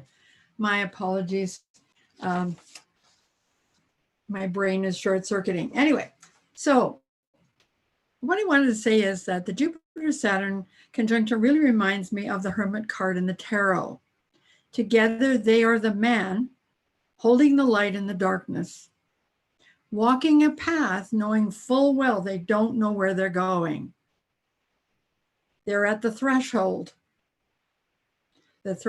between what was and what can be, between the tangible realm and the imaginal realm. We must enter that imaginal realm so we can begin to envision a future whose seeds lie in the Jupiter-Saturn conjunction. It is the very first step. So what is the imaginal realm? Not to be confused necessarily with imagination, which is an outcropping of the imaginal realm. According to Cynthia Bourgeau, an author, the roots of the imaginal realm can be found in Islamic mysticism, but it's an idea that is common to all great sacred traditions. Essentially, it separates the visible from what is invisible yet still perceivable. Direct perception through the inner eye. So a lot of the talk that we have about what the Jupiter-Saturn conjunction is about has been to focus on the outer reality and how things will manifest in the outer reality. However, before we can make those shifts have to begin to occur on an inner level. Now, here's a quote from Cynthia.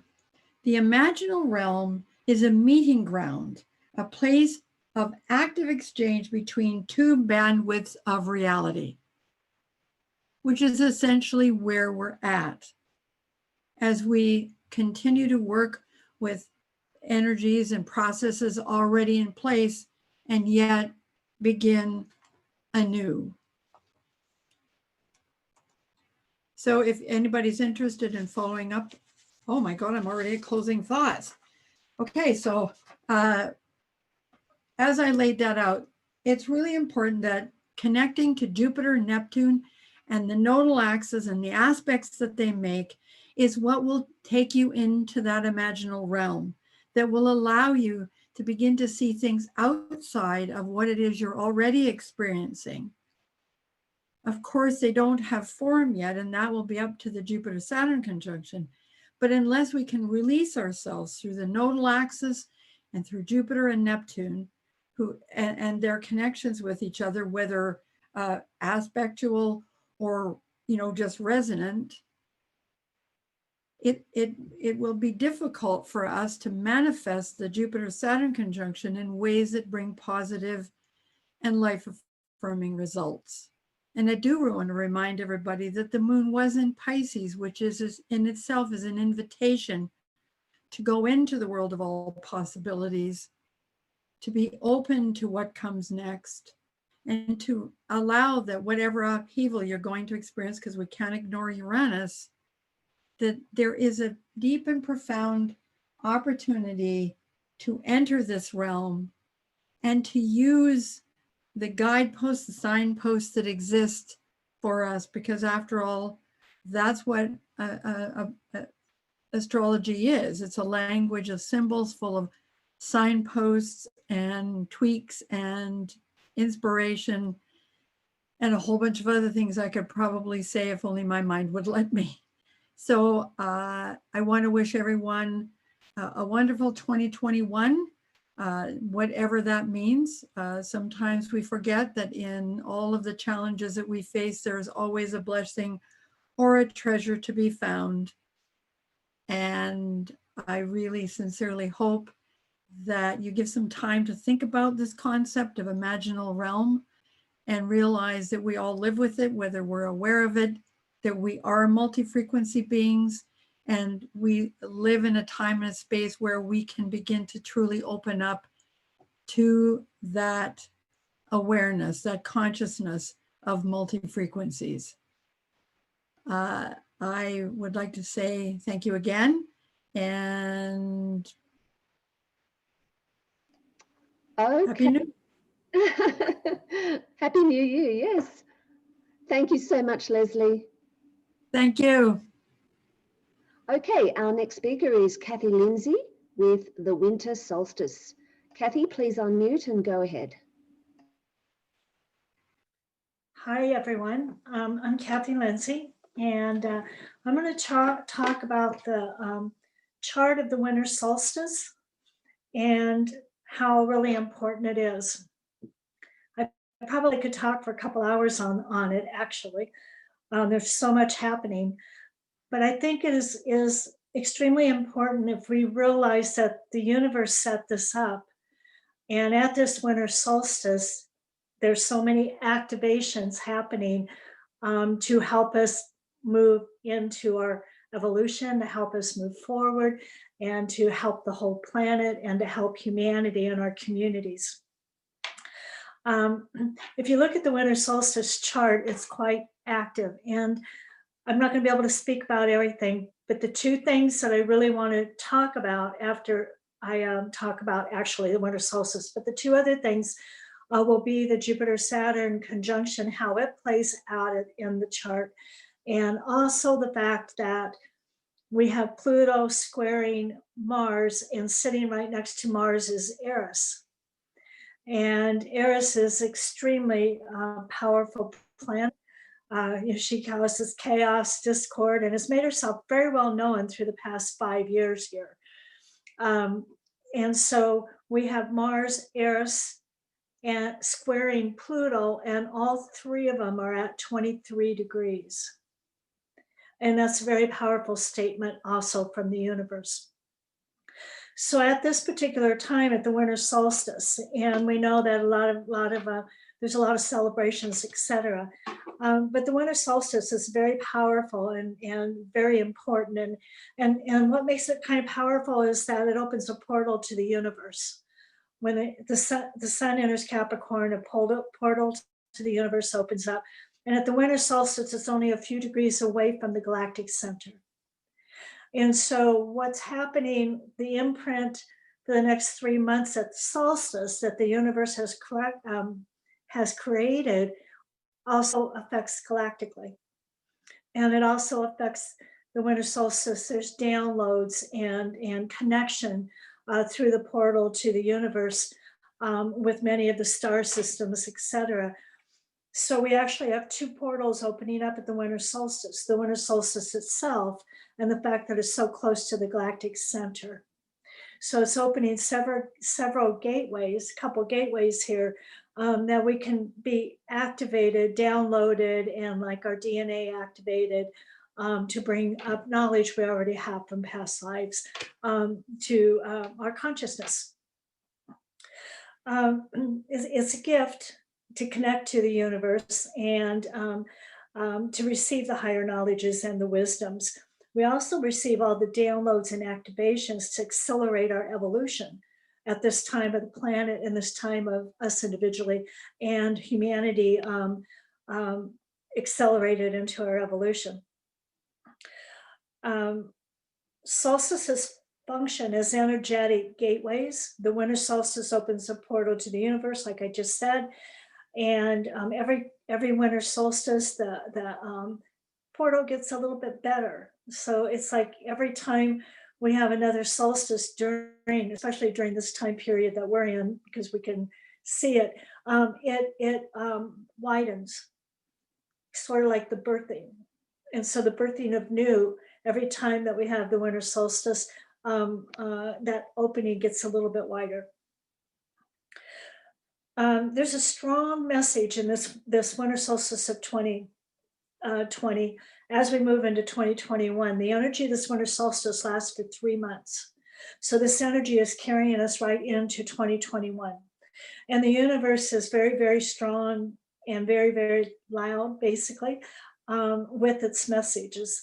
And so the main aspects is, of course, the Jupiter-Saturn movement into Aquarius. And so it's been like 800 years since they've been this close. It's beautiful up in the sky to look at. The universe is saying, I want everybody on Earth to notice this. And everybody is, we have an idea of what's going on with it astrologically and energy-wise. A lot of people don't, but it's still the wonder of seeing that conjunction. And then when they attribute it to the Christmas star, bringing in the higher spirituality, etc., the universe, very, very prominent, very, very getting a message out there. And what does Aquarius mean? Well, Aquarius is the lighter energy. It's an air energy.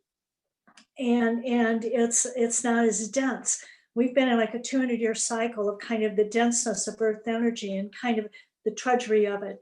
And so now we're shifting into a higher energy, a faster paced energy, the air energy. So at this winter solstice, the shift into a 200-year cycle in air is happening at the same time. And the universe wants everyone to know about it, even those that have no idea what astrology or energy or anything is. And all they have to do is look up in the sky. And so it's a huge shift. It's a huge message from the universe. And the air energy is much easier to manifest. It's a quicker energy, okay? And it'll speed things up. So manifesting is becoming very, very important. And I think the universe wants us to realize this, because I consider a lot of us in this realm, you know, with the astrology and spirituality, kind of the gifted and talented in the energy and understanding the energies. And so this creating with this air energy, our thoughts, our actions, the words we say are very, very important with the energy we surround them in. And I think at this time, for those of us that can understand this, that part of our mission that the universe is saying here is that part of our mission now is to help diffuse this energy that's out there.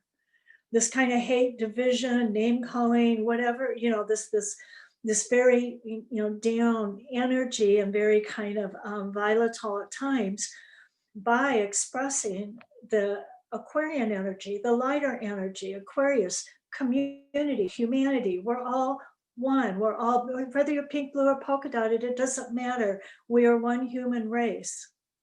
Aquarius energy is the genius energy, thinking outside the box, being able to see the big picture down the road. And so it's kind of given us this mission that we have to start through our manifesting, our ability to hold that higher air energy now to help diffuse the older earth energy that is on the grayer side, and bring it up into a more productive energy that we can use for our evolution. Another thing with what I think that was very interesting from the universe at this winter solstice, very powerful time, the winter solstice, that all of this is becoming very prominent, and that's a very loud universe talking to everybody, is the fact of all of the Aquarius connections. Jupiter and Saturn rule Aquarius, are involved with Aquarius. Jupiter and Saturn are squaring Uranus, which rules Aquarius. And so this Aquarian energy is very, very prominent and accented over and over again with the setup of the solstice chart.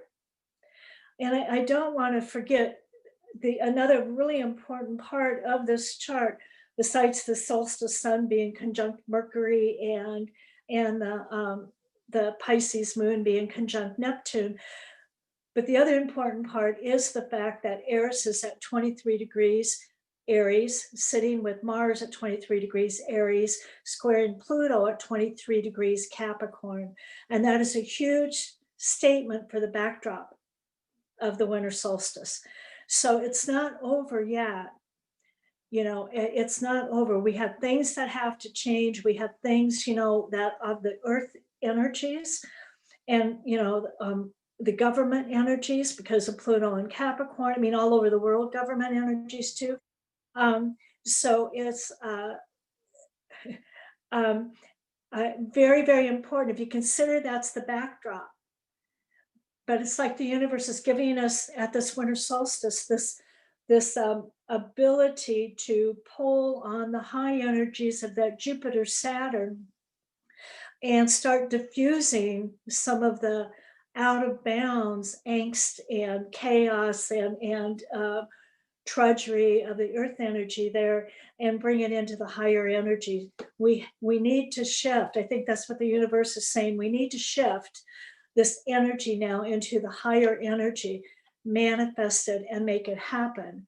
Because now with everything in Aries, everything in Aquarius, that energy for the community, for humanity, for the earth, for all of us, the earth, because Uranus is in Taurus, we need to start pulling on that to diffuse. And just kind of kindly saying to someone, oh, you know, so why don't you surround that in some high energy? Or do you really want to manifest that, you know, kind of gas prices are going to go higher or something. Do you want to manifest that? No, manifest something else. Just kind of directing them into the higher Jupiter, Saturn energies. But don't forget that backdrop I mean, that's quite a statement to have the three most chaotic, transformative, you know, can be volatile, argumentative planets all at the same degree squaring each other. That's a huge statement from the universe. Don't forget about that part. Our part is to start using the higher energies of the air energy. This shift, we've been waiting for a shift for quite a while into 200 years of air, is very, very prominent from the universe. She has a lot to say. And I really love the fact that even people that don't understand astrological energies, etc., everybody's being directed, news, I mean, everywhere, to look at Jupiter and Saturn up in the sky. And those energies will filter down to the people that don't really understand it, but they will feel it. And I really think that this is a very, very prominent winter solstice with several huge messages from the universe. And so I hope everybody has a very nice winter solstice, and that if you haven't already, that you get a chance to look at Jupiter and Saturn up in the sky and just feel the energies coming down. And then the whole Christmas story brings some spirituality into it, however your version is of the Christmas story. And I really love how the universe has set this up. So again, I'm Cathy Lindsey, and everybody have a very, very nice winter solstice. Thank you. Beautiful. Thank you so much, Cathy. Our next speaker is Daniel Fiverson with Eris, harbinger of a new age. Go ahead, Daniel. Thank you, Linda. And Cathy, thank you so much for that perfect segue into what I'm going to talk about. Okay. Because today I want to shed some light on an astrological dynamic that is not getting a lot of attention, but that has been instrumental in everything we're currently experiencing. So what does the Roman Empire, Buddha, Lao Tzu, Plato, Homer, Isaiah, Fidel Castro, Teresa of Avila, Ruth Bader Ginsburg, and Janis Joplin all have in common? It's the effect of dwarf planet Eris.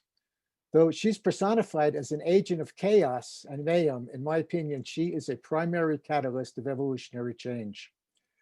At the end of the Trojan War, which was only partially responsible for, in my opinion, Aeneas, who was a member of the Trojan royal family, the son of Aphrodite and Anchises, fled to Italy and founded the city of Rome, an empire that stood for 1,000 years and whose vestiges still linger to today.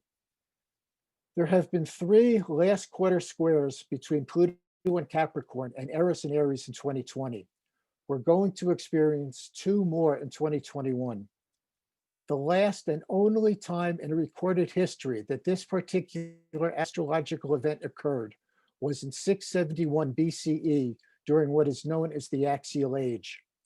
During those years, Buddha, Lao Tzu, Plato, Homer, and Isaiah were on the planet, and many of the great thought streams of Western civilization emerged.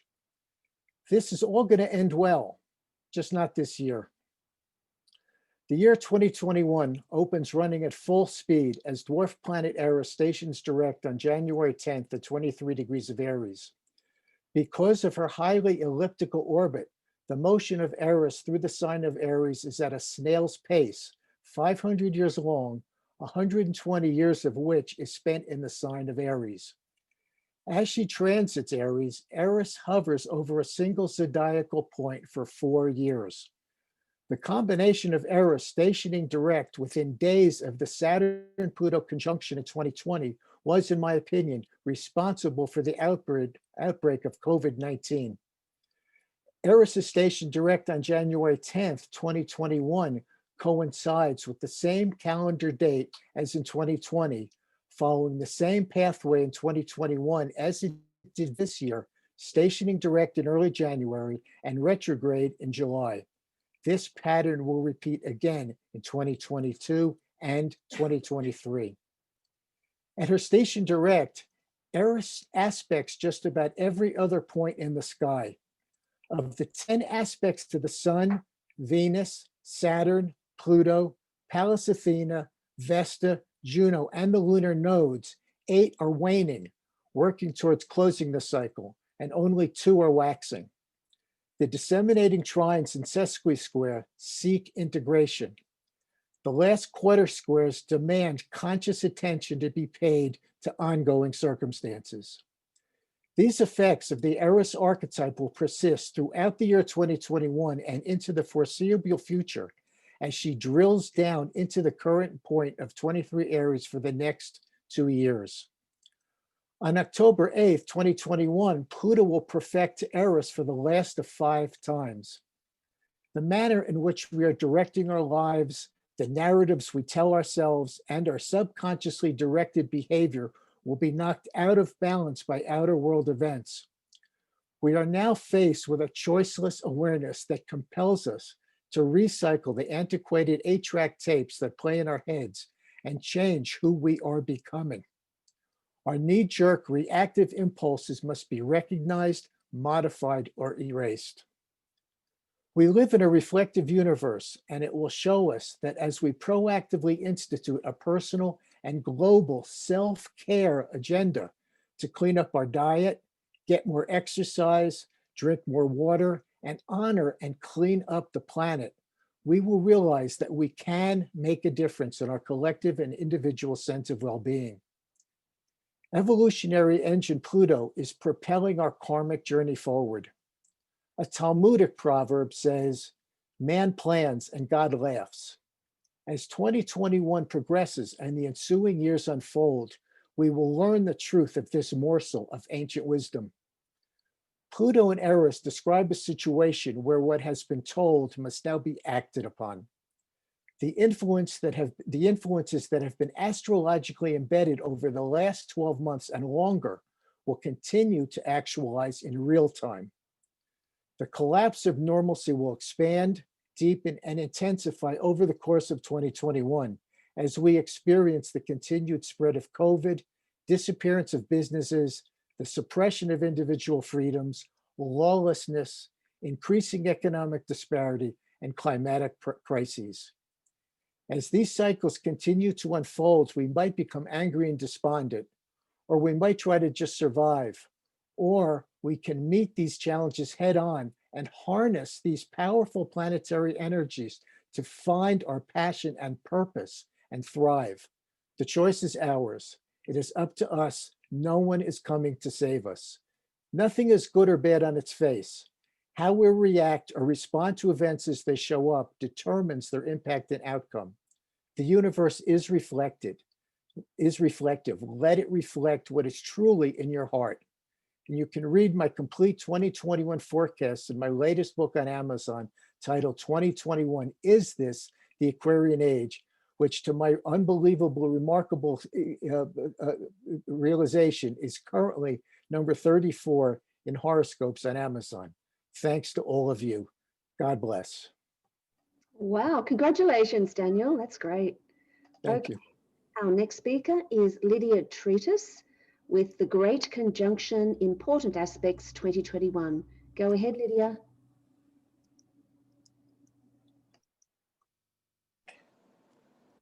Please. All right. Thank you. Can you hear me? Yes. Great. Hi, guys. Happy solstice. We made it. Very exciting time. And Linda, I don't know if there's the next first slide. There we are. Just get me centered here. Boy, I'm in awe of the company I'm keeping today. And grateful to be here. Thank you so much for inviting me, Linda. Wow, okay.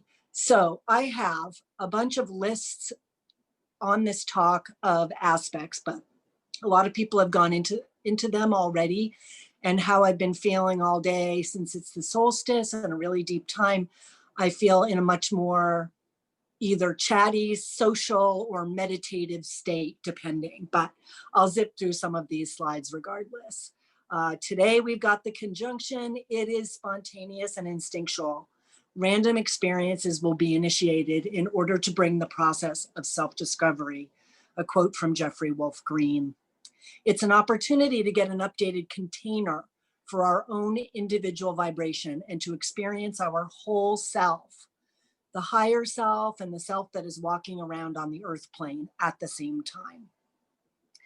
We've got this grand conjunction going into Aquarius, but Pluto, our big friend as evolutionary astrologers, remains in Saturn-ruled Capricorn until 2023. So not only do we have the Saturnian energy of the conjunction to Jupiter, both in Aquarius, but Pluto is going to be carrying us, keeping that Capricornian focus as well until 2023.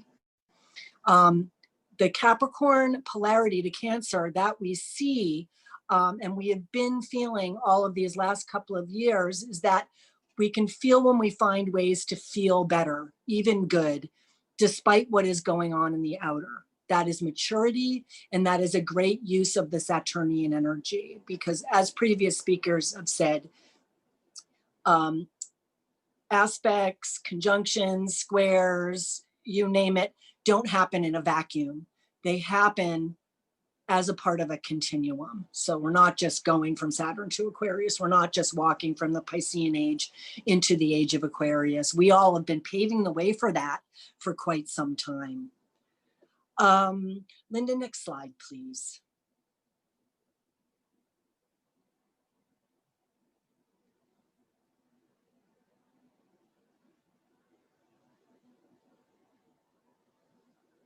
Okay, thanks so much. So I did want to just touch on a thought from Alice Bailey about the new group of world servers. And she always equated them with the Aquarian age, which in my opinion, we are entering for reals now, is a community, very Aquarian, that is expanding, growing, and changing, utilizing technology, meditation, and conversation, remembering that Aquarius, you know, and Uranus are higher octave of mercurial energy. So conversation, regardless, is going to be on one's mind and in our experience. To deepen the relationship with the group mind, the all at once and all at one experience. And with Saturn here, we're trapped and we're free. How can we expand Jupiter within the confines of our experience, Saturn? Call it a prison, call it the monk's cell, call it the cave to which the wise one retreats. We choose how we think about each experience. This is the choice and the evolutionary imperative of Aquarius. Next slide, Linda, please, thanks. So Saturn and Jupiter are dancing together. While moving through Capricorn along with Pluto, Saturn, and Jupiter, we experience the result of restriction and outmoded authority structures. In Aquarius, we have the need for expansion and truth, desire to experience our personal authority in relationship with or free from organized authorities. Using our own inner compass, our own intelligence, our own value system, particularly with Uranus and Taurus, and our own inspiration. Be true to ourselves and be true and useful in our relationships with others. Next slide, Linda, thanks.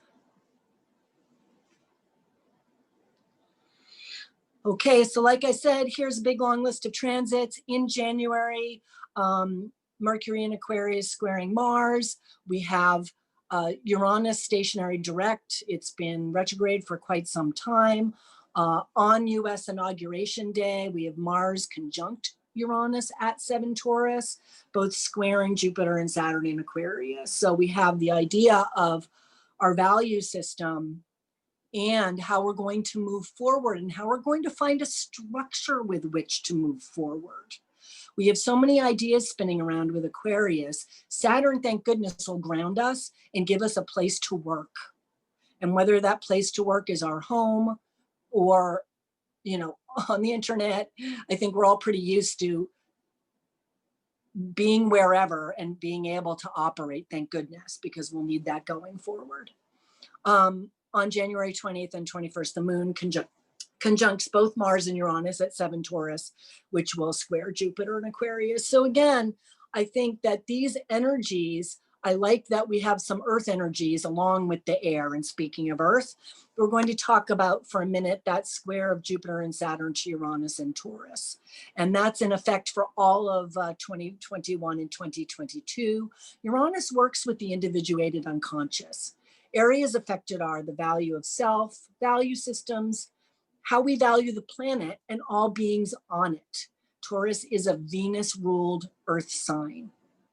I like Taurus and Uranus dancing together because we get the mind, the great mind, the zeitgeist, the download from beyond the beyond. And then we get Taurus, which says, okay, what do I need to be ready for that? Do I need to be well fed? Do I need to be well rested? What do I need so that I can be prepared and make a home for where we're going next? We can channel the genius revolutionary energy in the square by tuning into what we love, how we love ourselves first, and how we align with actual love energy. We are the radiator that is powered by Uranus and Taurus squaring Jupiter, Saturn. Jupiter will want to make sense of the genius coming through, and Saturn will give it context and a container and will order the genius, or try to. Next slide. Thanks, Linda. Okay, and here's a bunch of transit list. You can leave it there or go to the next one, but the bottom line is we've got many planets in forward motion at the moment and in the first sort of quarter of the new year.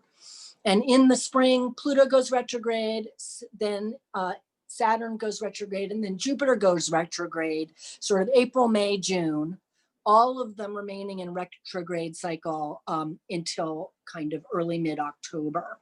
And in evolutionary astrology, we really look at retrogrades as a time where we have more access to the power of the planetary energies.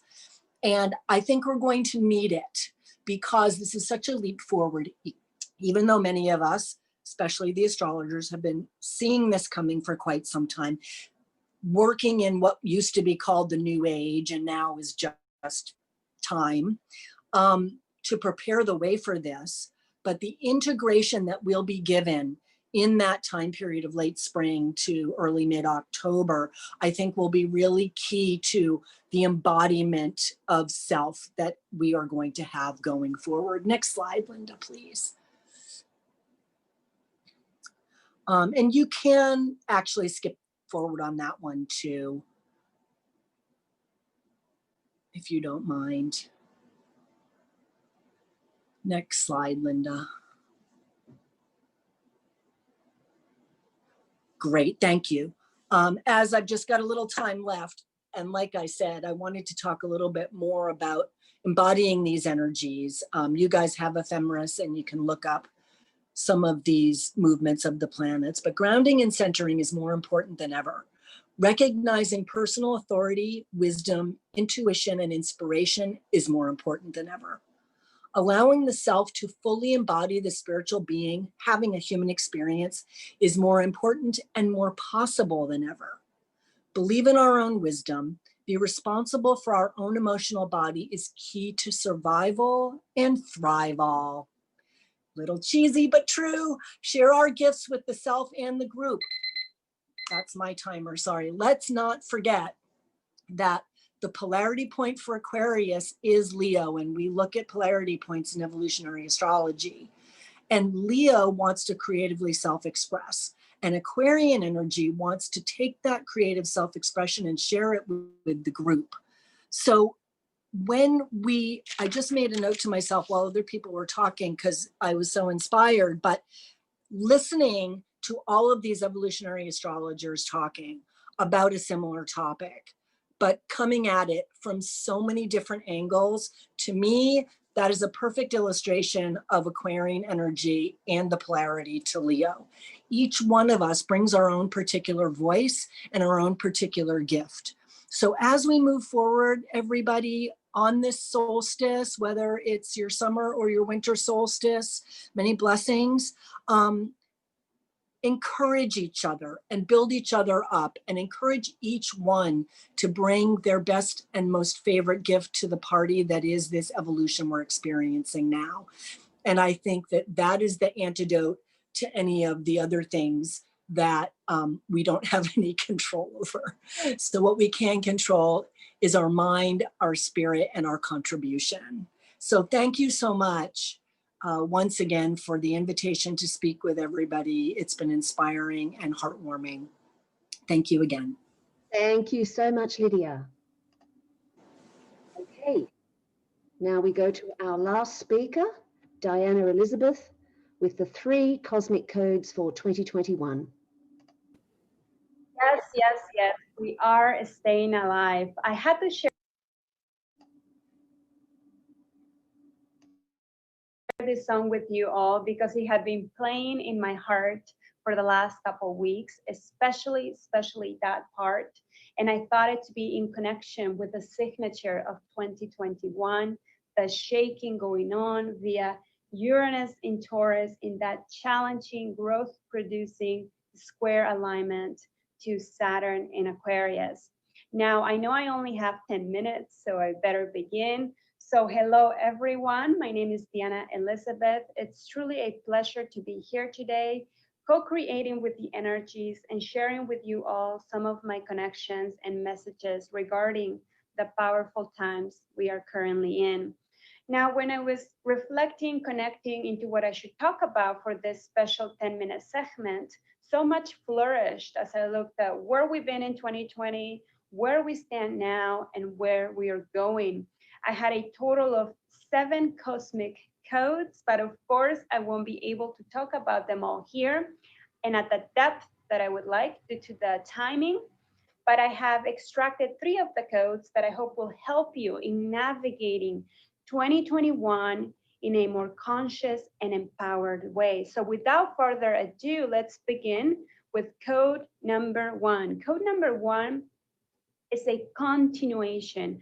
I wanted to ground 2021 as a continuation of 2020 for several reasons.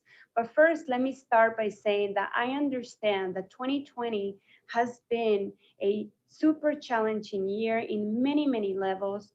But to think that the new year comes and the Saturn Jupiter conjunction and boom, we're going to be released, liberated from all that happened in 2020 is not very realistic. And this is what I've been seeing a lot going around. That's why I wanted to ground it, Of course, we are shifting the atmosphere. We're going from Earth, Capricorn to Air, Aquarius, but these are still social signs, And yes, at a 5D level, I do see this opening as a shift at a frequency level, okay, lifting. But at a 3D level, we still have a lot of work to do. If we refer back to Jupiter, Saturn in Capricorn, what have we learned?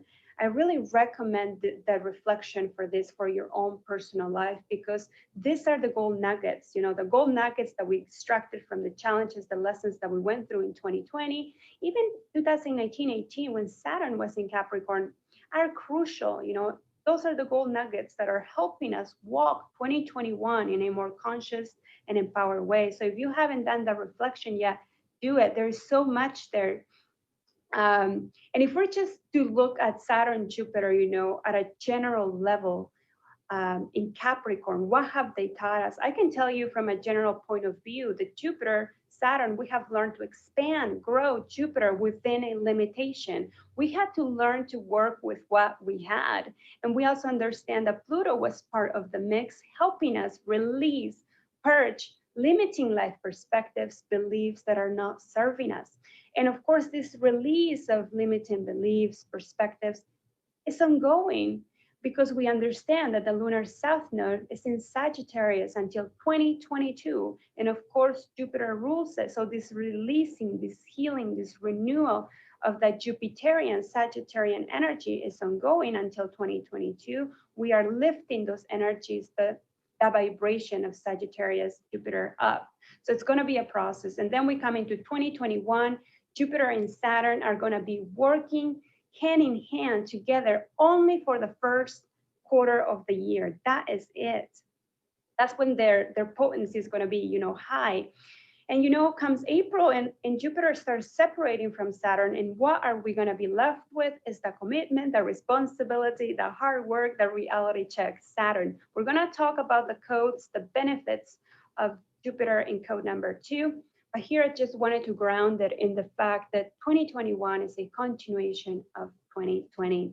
Okay, code number 2, patience, patience, patience. Why patience? Well, as I said, Jupiter and Saturn are working hand in hand for the first quarter of the year, January through March, but it is January where their union is especially potent. You know, Jupiter, the expansion, Aquarius of ideas. And I say it's going to be emphasized in January. It's going to be extra potent in January because we're also going to have Mercury coming into Aquarius, the Sun coming into Aquarius. So those Aquarian energies are going to be potent. And how I see this manifesting Jupiter in Aquarius is with Saturn right there is it's the flourishment, it's the ideas flying off the hook, new ideas flying off the hook. But these are going to be futuristic ideas. And that's why I say patience. This is going to take time. Saturn is going to be in Aquarius until 2023, helping us give form, structure to those ideas. So it's going to take time and a lot of patience. You know, and as Saturn goes through Aquarius, it will meet Uranus in that challenging aspect. So there's a lot of change coming, which we will have to adjust, you know, with social needs, and the idea might shift a little bit. But my point here is not to let that deter you. Hold on to the beautiful idea, to the beautiful seed, but understand it's gonna take time. It's gonna take patience. And I don't know if you guys ever met somebody with heavy Aquarian Uranian energies. These people are the perfect representations of what I'm talking about. I can give you a short example of my husband, for example, with this heavy signature of Aquarius Uranus. He came up with this idea 2 years ago, but the technology did not exist yet, okay? But he was proactive about it. He was making the connections. He was, you know, having the conversations. And finally, just last month, the technology finally exists, in part because he had been moving the pieces for the last 2 years. But finally, it's here. He can integrate it into what he needs, into the other part to make his project come alive. So this is the thing, you know, futuristic ideas are going to be flying off the hook, but please understand it's going to take time and it will require patience. And I love this quote: patience is not passive waiting. Patience is active acceptance of the process required to attain your goals and dreams, by Ray Davis. So patience is going to take time. All right, let's move on to code number 3. Code number 3, the heart. The heart. The magical ingredients always come from the heart.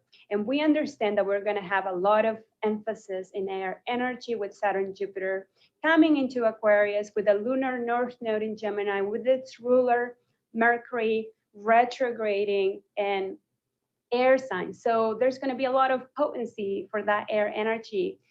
And, you know, in order to balance it, we need to bring the heart. We need to bring the heart. It is from the heart that those special ingredients come from. And let me just say here that the mind is a beautiful, powerful tool. It helps us compare, measure, organize. It helps us do what we're doing now, you know, put this presentation together, put it out there, share it, etc., etc. But it is from the heart that creation, your authentic creation, your authentic touch comes from.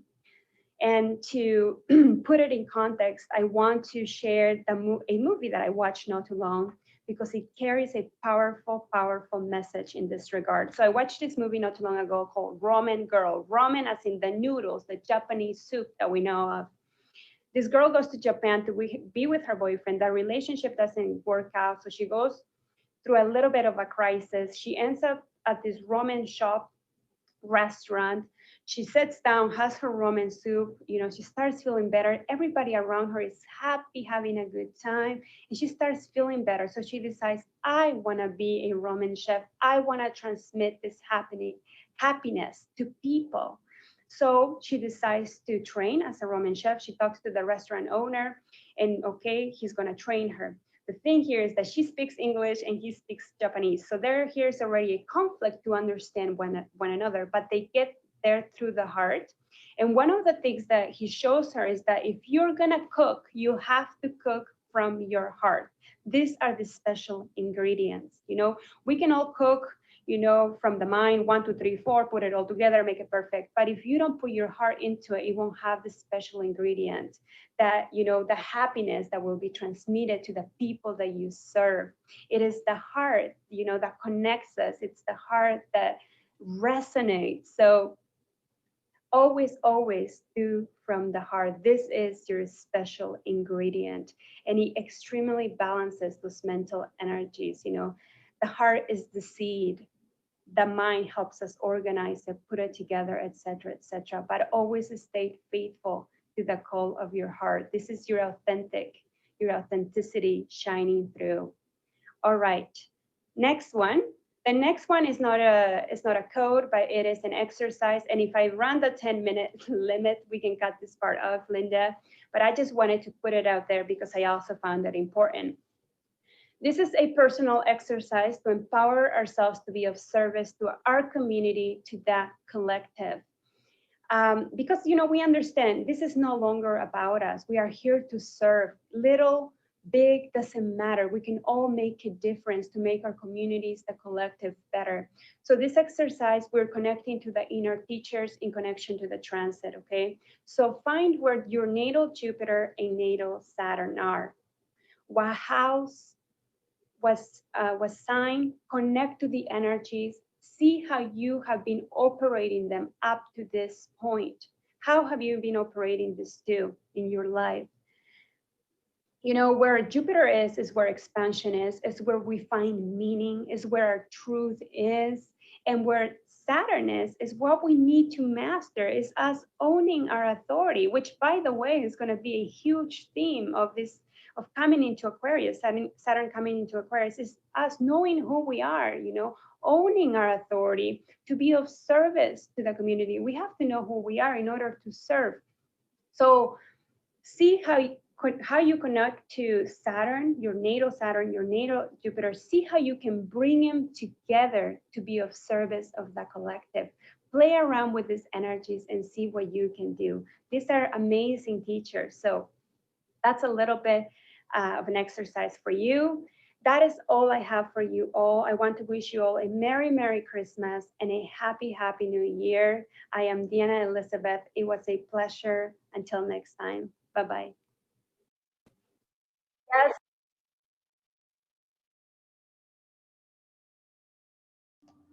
Thank you, Diana. So that brings us to the end of part 1 of our astrological overview for 2021. We continue tomorrow, Tuesday, December 22nd at 12 p.m. Pacific.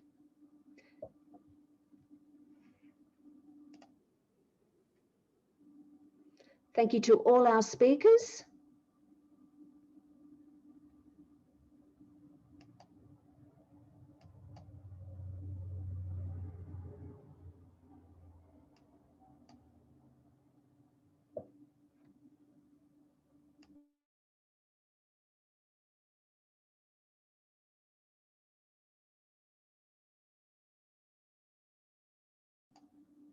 And we'll see you tomorrow.